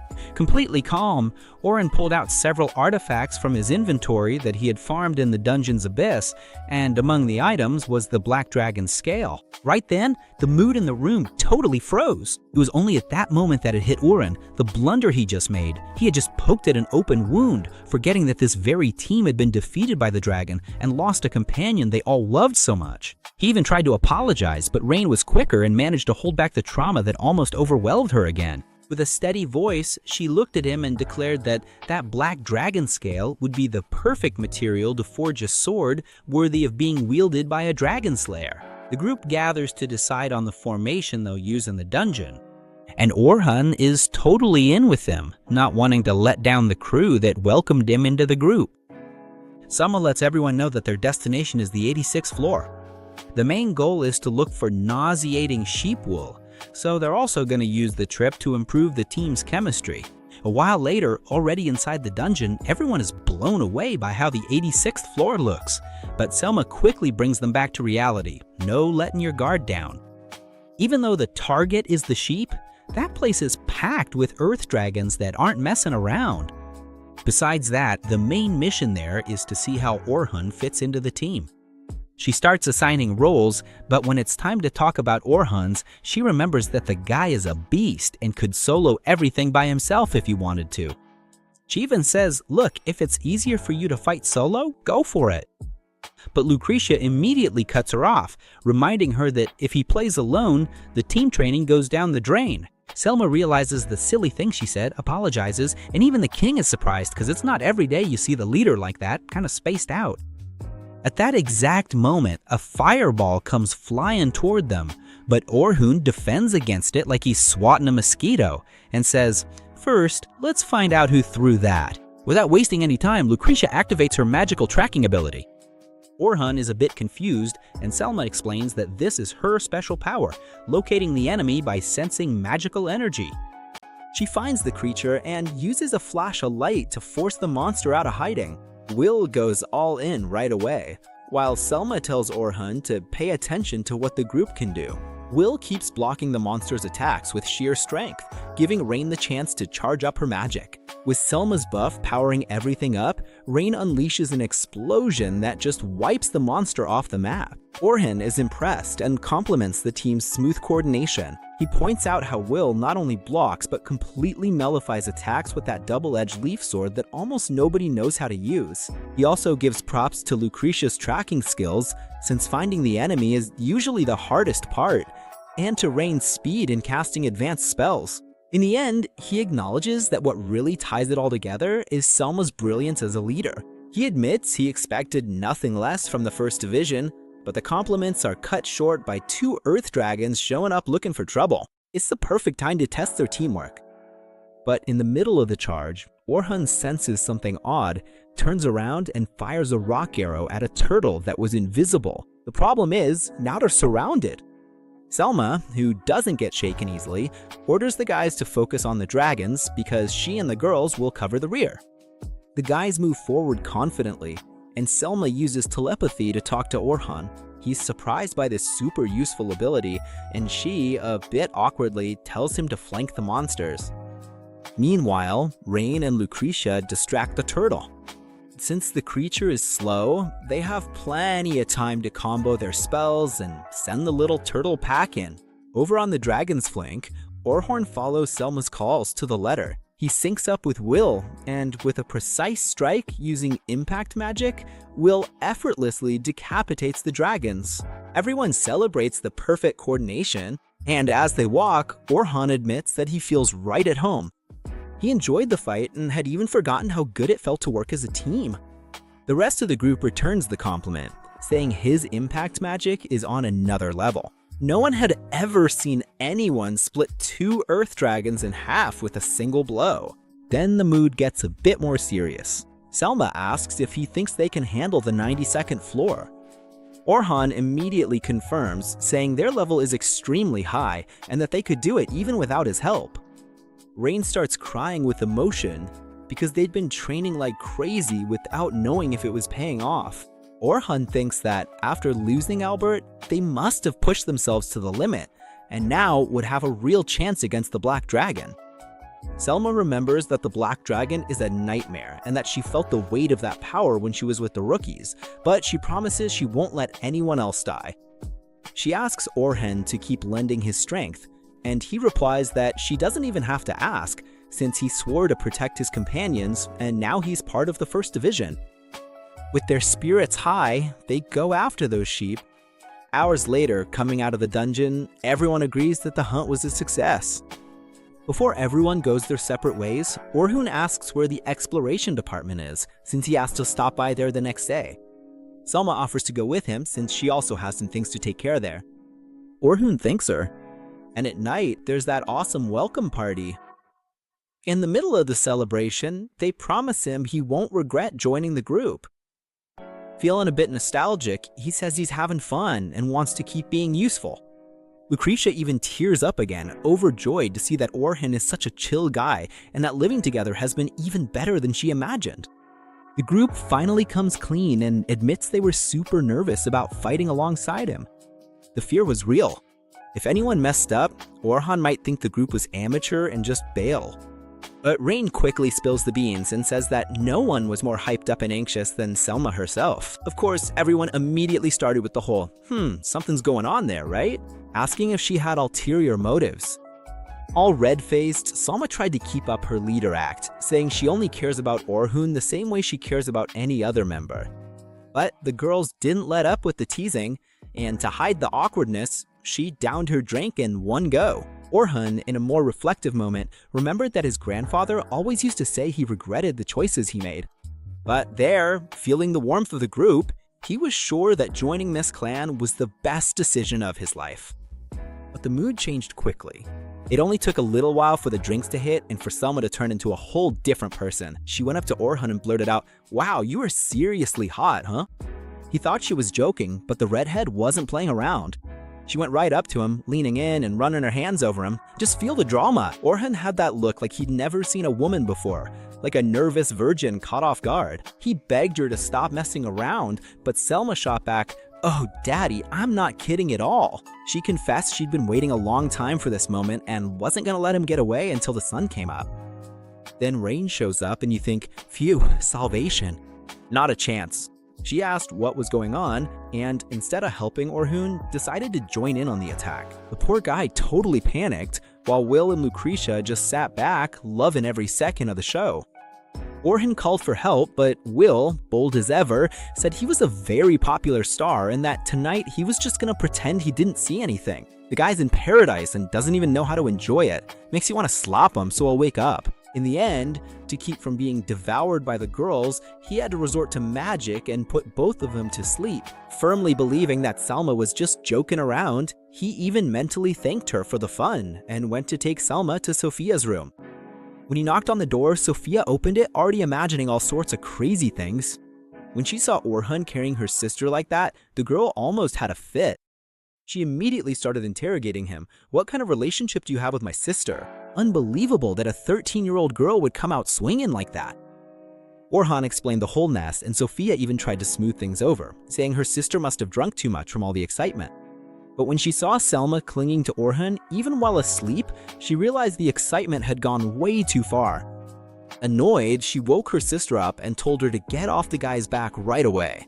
Later, once things had calmed down, Selma explained the situation, and Sophia gave her that classic little sister moral lesson, saying she understood the stress, but that Selma needed to be more careful. Selma thought the advice was just out of concern, but we all know Sophia was really just marking her territory so no one would get close to her or Han. Meanwhile, Selma takes a long, luxurious shower, feeling like a weight has been lifted off her shoulders now that Orhun is on the team. But then, the embarrassment hits. Dramatic pause. She realized she totally embarrassed herself in front of her sister and started freaking out. She thought that as the older sister, Sophia should support her first love. Just imagine! The girl's 13 and already this possessive. Selma even tries to convince herself that it's just professional admiration, but then she remembers what Rain said and what she herself said when she was drunk. Now her mind is a total mess. A while later, Orhun decides to dig into the past of his 3 disciples and realizes that Caroline, Sophia, and Logan all have pretty heavy stories, especially Caroline. The next day, he and Selma swing by the Exploration Management Department. There, they meet Carla, who's basically the supervisor for the newbies, almost like a babysitter for the crew. And let me tell you, the girl's office is a total mess, even though she swears up and down that she's cleaning it up. Carla mentions to Orhun that Stella had already told her he agreed to train Team 10. She asks if he read through the files, and Orhun confirms, saying straight up that he made his decision based on that. Carla breathes a sigh of relief, knowing the newbies are in good hands. Stella says she was super worried about them, but now she feels at ease with him in charge, and even starts calling the guy Orhunzato. That's some real familiarity right there. Orhun asks what the guild's standard teaching method is, but Stella just lays it out. There isn't any method at all. It's all on him now. Her excuse is that she wants him to teach based on his own life experiences. But come on, who's she trying to fool? That lazybones just doesn't want to do anything. Selma obviously wasn't going to let that slide and says fine, Orhun can handle the method, but the guild at least has to give the kids a goal. Without even blinking, Stella throws out the challenge. In 6 months, the newbies have to be able to handle the middle floor on their own. It's a pretty tough goal, guys, but Stella believes they've got insane potential and that they already leveled up a lot during the last guided exploration. Orhan agrees that the kids did a great job. As they're leaving, Selma starts a conversation and says that if he's already read the reports, he must know what her real relationship with Sophia is. Orhan admits that, honestly, he was really surprised because check out the drama, we find out that they're not actually full-blood sisters. Sophia's mother was a maid in Selma's house and ended up passing away shortly after giving birth. After that, Selma's family, the Claudels, took the girl in, but she was always pushed to the sidelines for being the patriarch's illegitimate daughter. So yeah, they're half-sisters on their father's side. Things get tense here because ever since she was a little girl, Sophia has really been through a lot. And even though Selma tried to protect her little sister, once she had to leave home, the way Sophia was treated just got worse and worse. When Selma finally came back, a long time later, she asked the girl if she wanted to leave with her. Without thinking twice, Sophia went with her. That's exactly why Selma wants so badly for her little sister to become a respected explorer. Orhan, after hearing this sad story, tells her not to worry because he'll take care of it. Sometime later, he finally meets up with the kids and they welcome the guy with total excitement. Orhan announces that he's now officially their instructor and the group's hype goes through the roof. After all, it's not every day you get to have as your mentor the guy who soloed the Black Dragon, but Orhan quickly brings everyone back down to earth by saying that in the future, they'll also have to face that same dragon. And even though it seems like an impossible mission right now, he believes they'll pull it off because they have huge potential and are definitely going to become legendary explorers. He gets straight to the point. Rule number 1 is to use your head because problems have lots of solutions and no one should get stuck on just one method. He wants a flexible team. Rule number 2 is not to think the teacher is always right. Everyone looks a bit confused, but Orhan explains that he's not the know-it-all of the server. He's already made a ton of mistakes in his life and doesn't want the kids to think he has the absolute truth just because he has the instructor tag. The idea is that they don't just follow orders blindly, but instead analyze the situation and develop their own critical thinking. The boys get the lesson, but before starting the training, Orhan asks the million-dollar question. Why on earth did they decide to become explorers? Everyone looks at each other, and Sophia is the first to open up. She says she got into this life because she's her sister's #1 fan, wants to be like her, and have the freedom to make her own decisions. And even though she doesn't know exactly what she wants for her future, she became an explorer to find her own path. Orhan, in his best warm mentor style, tells her that they'll find that path together. Wow, those words make the girl light up. Then it's Logan's turn, who doesn't beat around the bush and just says it straight. He's there to make some money. The village where he was born has really dry land, and it's hard to even put food on the table. But the people there decided he didn't deserve to stay stuck in that misery. So they pooled together what little money they had and sent the boy to the city. That's why he wants so badly to succeed as an explorer, so he can give back everything they've done for him. Look, that's a really noble goal, especially when it involves the livelihood of an entire village. Logan admits that he used to think he was already an elite explorer, but when he saw Orhan defeat the dragon, reality hit him and he realized he's still very weak. He begs Orhan to make him strong, and the master agrees to teach him everything he knows, making it clear that the results will depend on the kid's own hard work. Finally, it's Caroline's turn. She thinks for a moment and answers totally innocently, "I don't have any special reason." Orhan is a bit surprised, and the girl goes on to say she's just in it to take down some monsters. Orhan presses her, asking if there's really no other reason behind it, and she, smiling, answers that she just wants to see people smile. Orhan, finding it cute, asks if she loves seeing everyone happy. But that's when things get pretty heavy. Caroline says she loves seeing their smiles, because when people are smiling, they don't hit her. That answer leaves Orhan completely speechless. Caroline, her expression turning really dark, explains that she gets rid of the monsters for good, because when they show up, people's smiles disappear, and she hates it when no one is smiling. Orhan immediately realizes that the darkness in the girl's past is a bottomless abyss. Respecting her pain, he decides not to poke at the wound, and just as he thinks it's beautiful that she likes seeing others smile. With all the cards on the table, Orhan asks that they never forget why they started. But then the tables turn, and now it's the newcomers who ask him, "What's your dream?"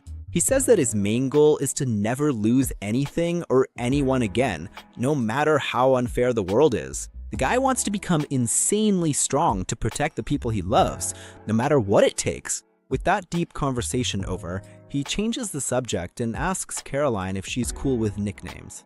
She says she's fine with it. Then he explains that Caroline is kind of a long name to yell out in the middle of the chaos of a battle, so he prefers something shorter for emergencies. The girl thinks that's awesome and super excited asks him to come up with one. After thinking for a second, he goes with Carol. She lights up and declares that from that day on, her name is Carol. Logan, jealous as ever, immediately asks for a nickname too, and Orhun, to make the kid happy, comes up with Locke. And so Sophia wouldn't be left out, she becomes Sophie. After that cute moment, the team heads off to train, and Carol goes charging straight at some wolves. Her role was to be the group's tank, meaning she would draw the monster's attention to protect everyone else. But since she's got kind of a psycho vibe, what she really likes is sending them to the afterlife. Her fighting style is super risky and dangerous because she's not really defending or attacking properly. Then, a wolf tries to get her from behind, but Orhun steps in and takes out the beast in the blink of an eye. He turns to Carol and scolds her, saying she needs to pay more attention to what's going on around her. She calmly replies that she already knew about the attack from behind. Orhun, outraged, asks why on earth she didn't dodge then. That's when she remembers she hadn't told him one detail yet, and out of nowhere she runs the dagger across her own arm. Orhun gets angry and asks why she did that, but his jaw drops when he sees the wound heal instantly. She explains that she has an immortal body and heals from any injury at lightning speed. So she's totally used to the pain and tells him not to worry about her. Feel the weight of this story. It's revealed that Carol was trapped for years in Slemon's cult. These shady folks are planning to resurrect an evil god, who's basically the worst monster of all. This cult keeps attacking villages, trafficking, and experimenting on humans, which makes them one of the biggest criminal organizations around. But 2 years ago, when their base was destroyed, the late Albert from the 1st Division managed to rescue Carol. The problem is that because of her supernatural powers, the cult guys did horrible experiments on her, leaving the girl's mental state completely unstable. With a lot of therapy and treatment, they actually managed to help the girl. But then, Albert, the one who saved her, ended up dying, and poor Carol was left with unimaginable trauma. Orhun, keeping his promise to really train the group, takes on a serious attitude and asks Carol to look at her teammates. None of them are smiling. She panics and asks why everyone looks like that, and Orhun tells her straight, it's because she got hurt. She tries to use the instant healing thing as an excuse, but Orhun explains that even if you heal the body, the pain is still there. And when she feels pain, Sophie, Locke, and Orhun feel it too. In short, if she takes damage, the whole team gets hurt together. Carol starts to panic and asks what she should do because she doesn't want them to stop smiling. Orhun realizes her psychological trauma is really heavy, but tries to handle it the best way he can, asking her not to let herself get hurt anymore. Terrified, she drops the daggers and promises she won't do it again. When Orhun comes closer to try to calm things down, she begs him not to hit her. The master then hugs the girl and tells her to relax, assuring her that no one there will lay a finger on her. And if anyone tries their luck, he'll personally send the wise guy into the stratosphere. She breaks down in tears. In a scene cut, we see that Orhun set up a crazy training field just so she could learn to dodge a ball coming at her from every direction. At one slip-up, the ball smacks her right on the backside. Orhun scolds her, saying her moves are way too predictable.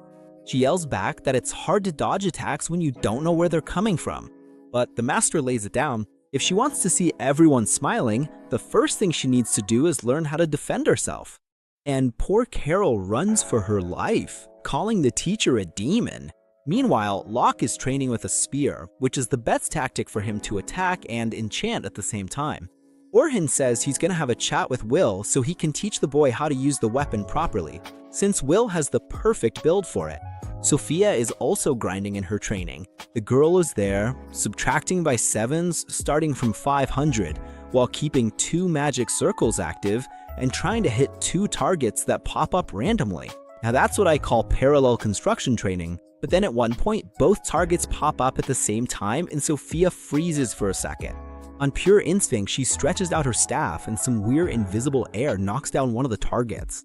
Orhun asks what happened, and she explains that she felt a different energy coming out of her body when she stretched out her arm and managed to affect the target in front of her, even without using magic. Orhun comments that he felt something similar when he awakened his supernatural power. So now the plan is to be patient and give it time to figure out what her ability is. She gets the message and goes back to focusing on her training. A few hours later, while the girls are enjoying a relaxing bath, Carla and Stella join them and mention how much they've grown. But Sophia notices a harsh detail. Carol and the teachers are really well endowed, while she's as flat as a board. Carol, totally innocently, says she doesn't need to worry about that because she's still growing. Sophia shoots her that deadly, shameless look. And so the days go by. The group doesn't stop training, getting better and better every day, until finally they pass the first stage, reaching the 20th floor and conquering the area on their own. A real G for the newbies. X gives that jaw-dropping look, you know? He knows right away that that's the sword forged with black dragon scales. And Rai also gets super hyped when she sees the weapon. Orhan picks up the beauty, feels the weight, and sees that the grip is perfect, a balance that feels like magic. Aram goes, "So, what do you think?" And Orhan doesn't even blink before saying, "It's flawless," exactly what he'd expect from the master. Right then and there, he makes a mental vow to protect his party no matter what happens. To test out his new toy, he solos a giant monster and stands there admiring the blade with a grin on his face. The whole crew comes over, showering him with praise, shocked that he sliced the beast in half like it was butter, already sure that floor 91 is going to be a breeze. When they ask about the weapon, Orhan tells it like it is. It feels like it was custom made just for him. X gives credit to Aram, saying it's a sword worthy of the best blacksmith among the Silver Rabbits, but Elks thinks all the credit goes to the Black Dragon material. And Nelly also points out that some hidden turtle blood was mixed in, which takes away a bit of the durability, and she wants to know why. Orhan, all mysterious, says he has his reasons and that he'll make up for it with support magic. When it's time to name the weapon, Orhun goes with Schwarzhase, which means Black Rabbit, since it was born in their clan. X isn't thrilled, thinking Black Dragon would sound more impressive, but Orhan has a game plan. The name celebrates his joining the Silver Rabbits, and since the goal is to clear the Great Dungeon, the Black Dragon is just another step along the way. Elks likes the attitude, while Selma stays focused on the objective. With Orhun armed to the teeth, the preparations are 100% ready.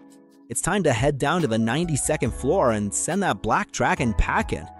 On the way back, Selma pulls Orhan aside and asks to go over the strategy for the 92nd floor the next day, but he hesitates and apologizes, saying he already promised to explore the dungeon with Sophia and the kids. Selma gets annoyed that he wants to go back to the Great Dungeon as soon as tomorrow and tells him to get some rest. But Orhan reassures the boss, explaining that he's just gonna accompany the kids. He says that Sophia and the gang have leveled up a lot, and since the target is the 29th floor, they can pretty much handle it on their own. Selma's surprised by their progress, but in the end, she thinks it's great to know that the team is almost done exploring the upper floors. Orhan agrees and drops the bomb. Once they get past the 30th floor, they'll be real explorers, no excuses. Selma feels super proud, thinking about how much Sophia has grown in the blink of an eye. At night, the old guy from the guild calls Orhan over to have a word about a serious rumor. Out of nowhere, he drops the name Ammon and says there are signs that these explorer killers have started operating in the Great Southern Dungeon. Just hearing that word puts Orhan on high alert. He knows very well that Ammon Dodd is one of the biggest criminal organizations out there. Neck and neck with the Exclaim cult, these guys are obsessed with making sure no one conquers the dungeon, and they've already wiped a bunch of explorers off the map. Orhan asks if this is just gossip, since the guild hasn't made any official announcements. But the old man tells it like it is. Unfortunately, they've already murdered several high-ranking explorers, which makes Orhan believe the guild is keeping things under wraps to avoid causing panic. Putting that aside, he asks the old man to craft a special item. Meanwhile, Anelli is in an emotional scene, talking to Albert's old clothes as if he were right there, saying that in 3 days they're going to challenge the Black Dragon again, and asking him to watch over them from above. X receives his weapon back from the blacksmith after a complete and thorough maintenance check, remarking that now he'll be able to go all out against the dragon. The blacksmith compliments him, saying that the crybaby from before is a thing of the past. X admits that his performance was pathetic and that he caused Albert's death, even thinking he should have died in his place, but since he's still alive, he has no choice but to fight. Lucretia reflects that over the past year, they've given it their all more than anyone else, but she still feels that nagging insecurity about whether it will be enough. Putting that aside, she declares firmly, "This time we won't lose," and says she won't allow anyone else to die. Finally, Selma is lost in thought, gazing at the night sky when Sophia approaches her. The girl comments about the 92nd floor and wants to know if Selma is nervous.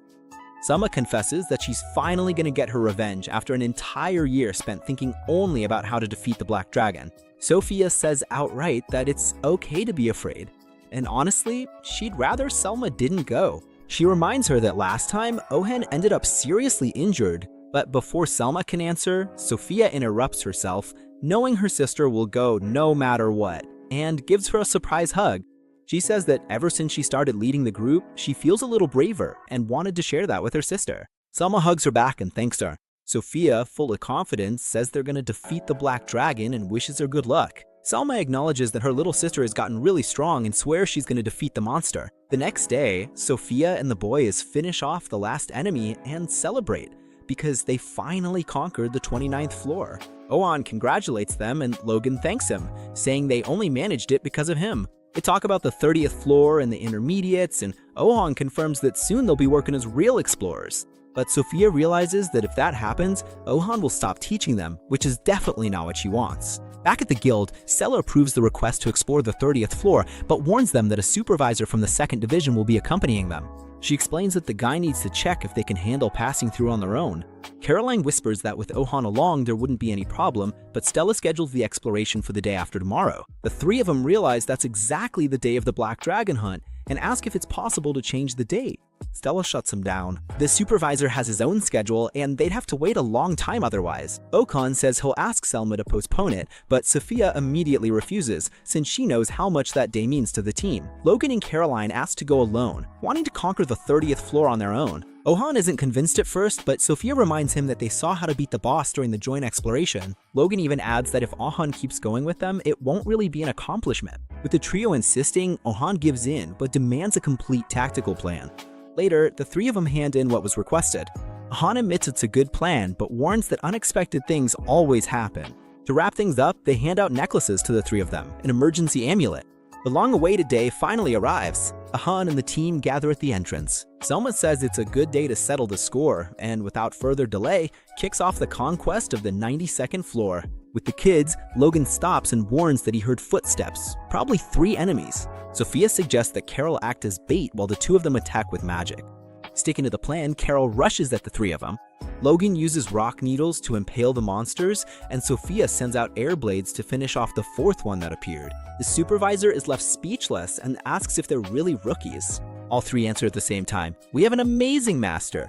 In the battle against the Black Dragon, Okan shouts for Michi's to watch out for the tail. Ready, Michi's tanks the impact, moves forward, and drives the spear into the tail, making the dragon writhe. Ozon comes down from above and severs the tail with surgical precision. The monster collapses. Selma thinks about how they spent an entire year simulating this exact battle.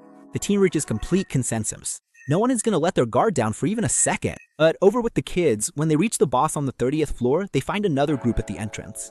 Logan tries to negotiate, but the big guy rudely cuts him off. The woman next to him reminds everyone that the Silver Rabbits are the clan of the Dragon Slayer. The boys freeze. Uriel uses magic and reads Logan's mind, confirming to the group that the boy's master is their target and suggests using them as bait. Things go from bad to worse when the supervisor tries to intervene and, in a split second, a swift slash severs his head. Sophia screams in terror. They try to run, but the big guy raises a huge wall, blocking all the exits. Cornered, Carol charges in alone to buy time, but takes a devastating punch that knocks her out cold. With her on the ground, Sophia clutches the amulet tightly, terrified as the big guy slowly advances toward them.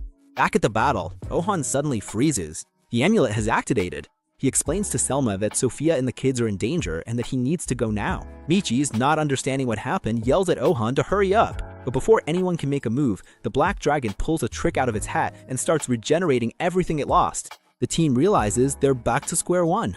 Owen blames himself, not knowing how to handle both fronts at the same time. And the big guy keeps moving toward the kids, slow and unstoppable, while they're still completely unable to react. Just look at the mess they're in. Sophie is at a level of desperation that's off the charts, not knowing where to run. But then Logan, who's the voice of reason, gets the girl to calm down. He tells it like it is.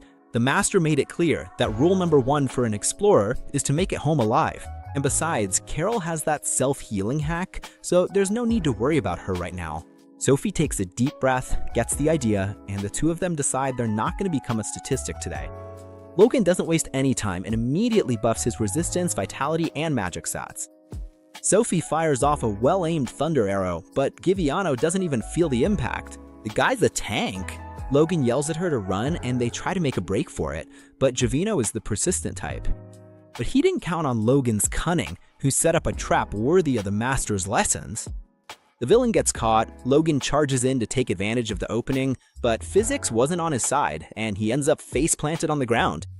Giovanni, all arrogant, admits the kid would be a real badass if he survived, but says this is the end of the line for him. Sophie panics when she sees Logan almost getting taken out. Logan still tries to buy some time by asking if they weren't just bait. But the villain keeps it real. He says one is more than enough. Right when the guy's about to send Logan to meet St. Peter, Sophie screams in desperation. And get this, the villain just freezes. The power of the script awakened the girl's supernatural side. Now with power in her hands, she throws the unlucky guy against the wall, runs to Logan, and gives him a solid healing. But here's the thing, that doesn't stop Giviano, who's now out for blood. Meanwhile, Adis tells Giviano to hurry up because Sion is losing her patience. It's not even that she's mad, she just can't understand how he's getting beaten up by a kid. Giviano decides to put an end to the game, and our heroes try to hold their ground with all the magic they've got left. On the other side, the black dragon is just hanging around, and Orhun realizes he can't stall any longer. Even with his new skill unfinished, he activates the first stance, the famous Terra Vienzo, and crushes the dragon. Victory? Not even close. The beast regenerates like it's magic. Orhun already warns, either you wipe him out for good or he just won't die.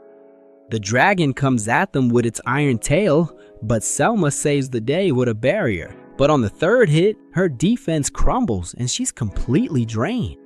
This is Orhun's chance. He soars high and unleashes the fourth stance, Torono. The impact was so strong that the dragon was simply disintegrated. Selma sees that, is left speechless, and passes out right after. But it's not all sunshine and rainbows. The kids are at their absolute limit. The villain decides that Sophie needs to be eliminated because her little power is going to be a problem in the future. Cyan and Furiel agree. The plan is to nip promise and talents in the bud. Sophie is there, paralyzed with fear, staring death in the face. But then, out of absolutely nowhere, a surprise attack comes and Giviano gets slammed into the wall again. It's him, our Pampancho, arriving in style. He immediately calms Sophie down, praises the girl's resilience, and uses teleportation to get everyone out of the line of fire, putting up a protective barrier. Then he turns to the villains and asks, "What's your deal messing with my students?" Sion explains that they were just bait because of their connection to the Dragon Slayer, and that the plan worked perfectly. Orhun gets furious and promises them eternal torment. The guys from Amenhotep, full of swagger, say they're specialists in killing humans and that 3 against 1 is just unfair. But Orhun shows who's boss. He activates a gravitational spell that pins Addis and Zuriel to the ground.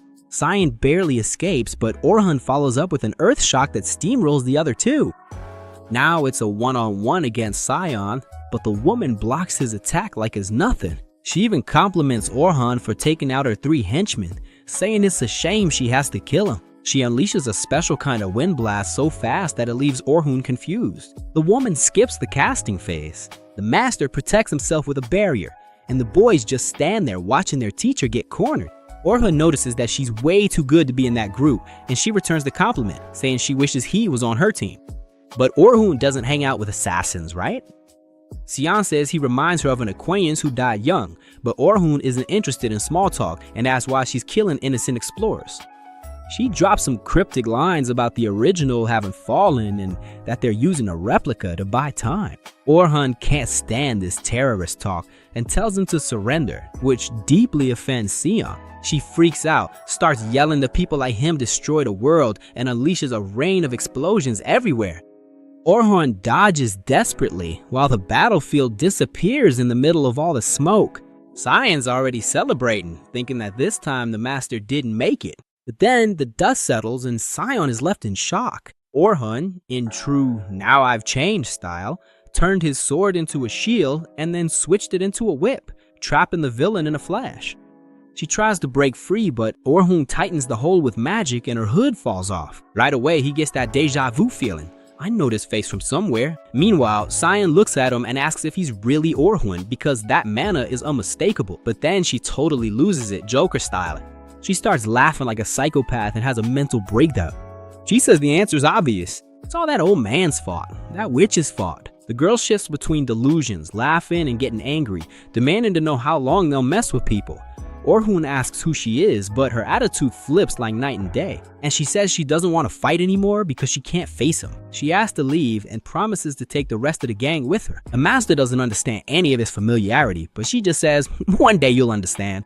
At that moment, his whip disappears. Did his mana run out at the worst possible time? Giviano and the rest get up, and Orhun clenches his cheeks because if they all come at him together, things are gonna get ugly. But luckily, reinforcements arrive. They decide it's best to retreat, and Orhun agrees because a full-on battle there would be a disaster for sure. Before disappearing, Cyan promises to leave the southern dungeon and hopes that next time they won't have to kill each other. She uses magic to make her exit, and Soma runs to hug her little sister. Lucretia takes care of healing the boys, who thank Orhun for saving their skins. He feels guilty for putting them in danger, but everyone shows him that's not true. Logan asks if the woman was someone he knew, and he says no. Meanwhile, Cian is feeling a mix of emotions, happy to see that dear Kusharume is alive, but sad that they're enemies now, like hunter and prey. She doesn't understand why he looked at her that way, and swears she'll never forgive that woman for stealing their time and home, promising to chase that wretch all the way to hell. Meanwhile, Olivier is training and wonders what Orhun has that he doesn't. Besides humility, he's missing a lot more. Philly shows up saying Orhun took down the Black Dragon alone and he's already being called a hero. Olivier, eaten up with jealousy, swears he's gonna beat Orhun in the next tournament to show who's boss. And honestly, this Philly is acting pretty suspicious. At the guild office, the Grandmaster is also acting like a snake, commenting that Orhun managed to get an impossible power. He finds it ironic that a guy who avoids killing managed to defeat such a tough boss. He wants Orhun to keep being his savior and puppet, making it clear he has dark plans and hopes the poor guy keeps working for him. Apparently, the Grandmaster's the real villain behind all of this mess. Sometime later, Orhun gathers the kids at the entrance of the dungeon. He knows no one was happy with what happened, but now everyone realizes how weak they are, himself included. The boys try to cheer him up, but he reminds them that they only survived by luck and that they all could have died. He understands that he needs to get much stronger to protect the people who matter. Now that they've tasted the bitter sting of defeat, it's time to try again so they won't have any regrets later. With that, the boys head into the dungeon to train hard, while the mysterious girl appears on the horizon. And that's how this first season wraps up. I don't know if there will be a second season, but if there is, I'll let you guys know. The anime is interesting. It has that kicked out of the group cliche that we like, but the story really hooked me. I'm curious to find out the secrets of the dungeons and what the guild master's plotting. My rating is 7.8 because it was missing that classic fan service, and an anime without boobs just feels incomplete. That's it, guys. Thanks for sticking with me until now. That was the end of the episode. Comment the word "end" so I know you watched all the way through and want to see how this drama unfolds. I'll give your comment a heart. Subscribe and turn on the notification bell so you don't miss the next episode because the hype is just getting started. Without further ado, Rebobina signing off. See you next time.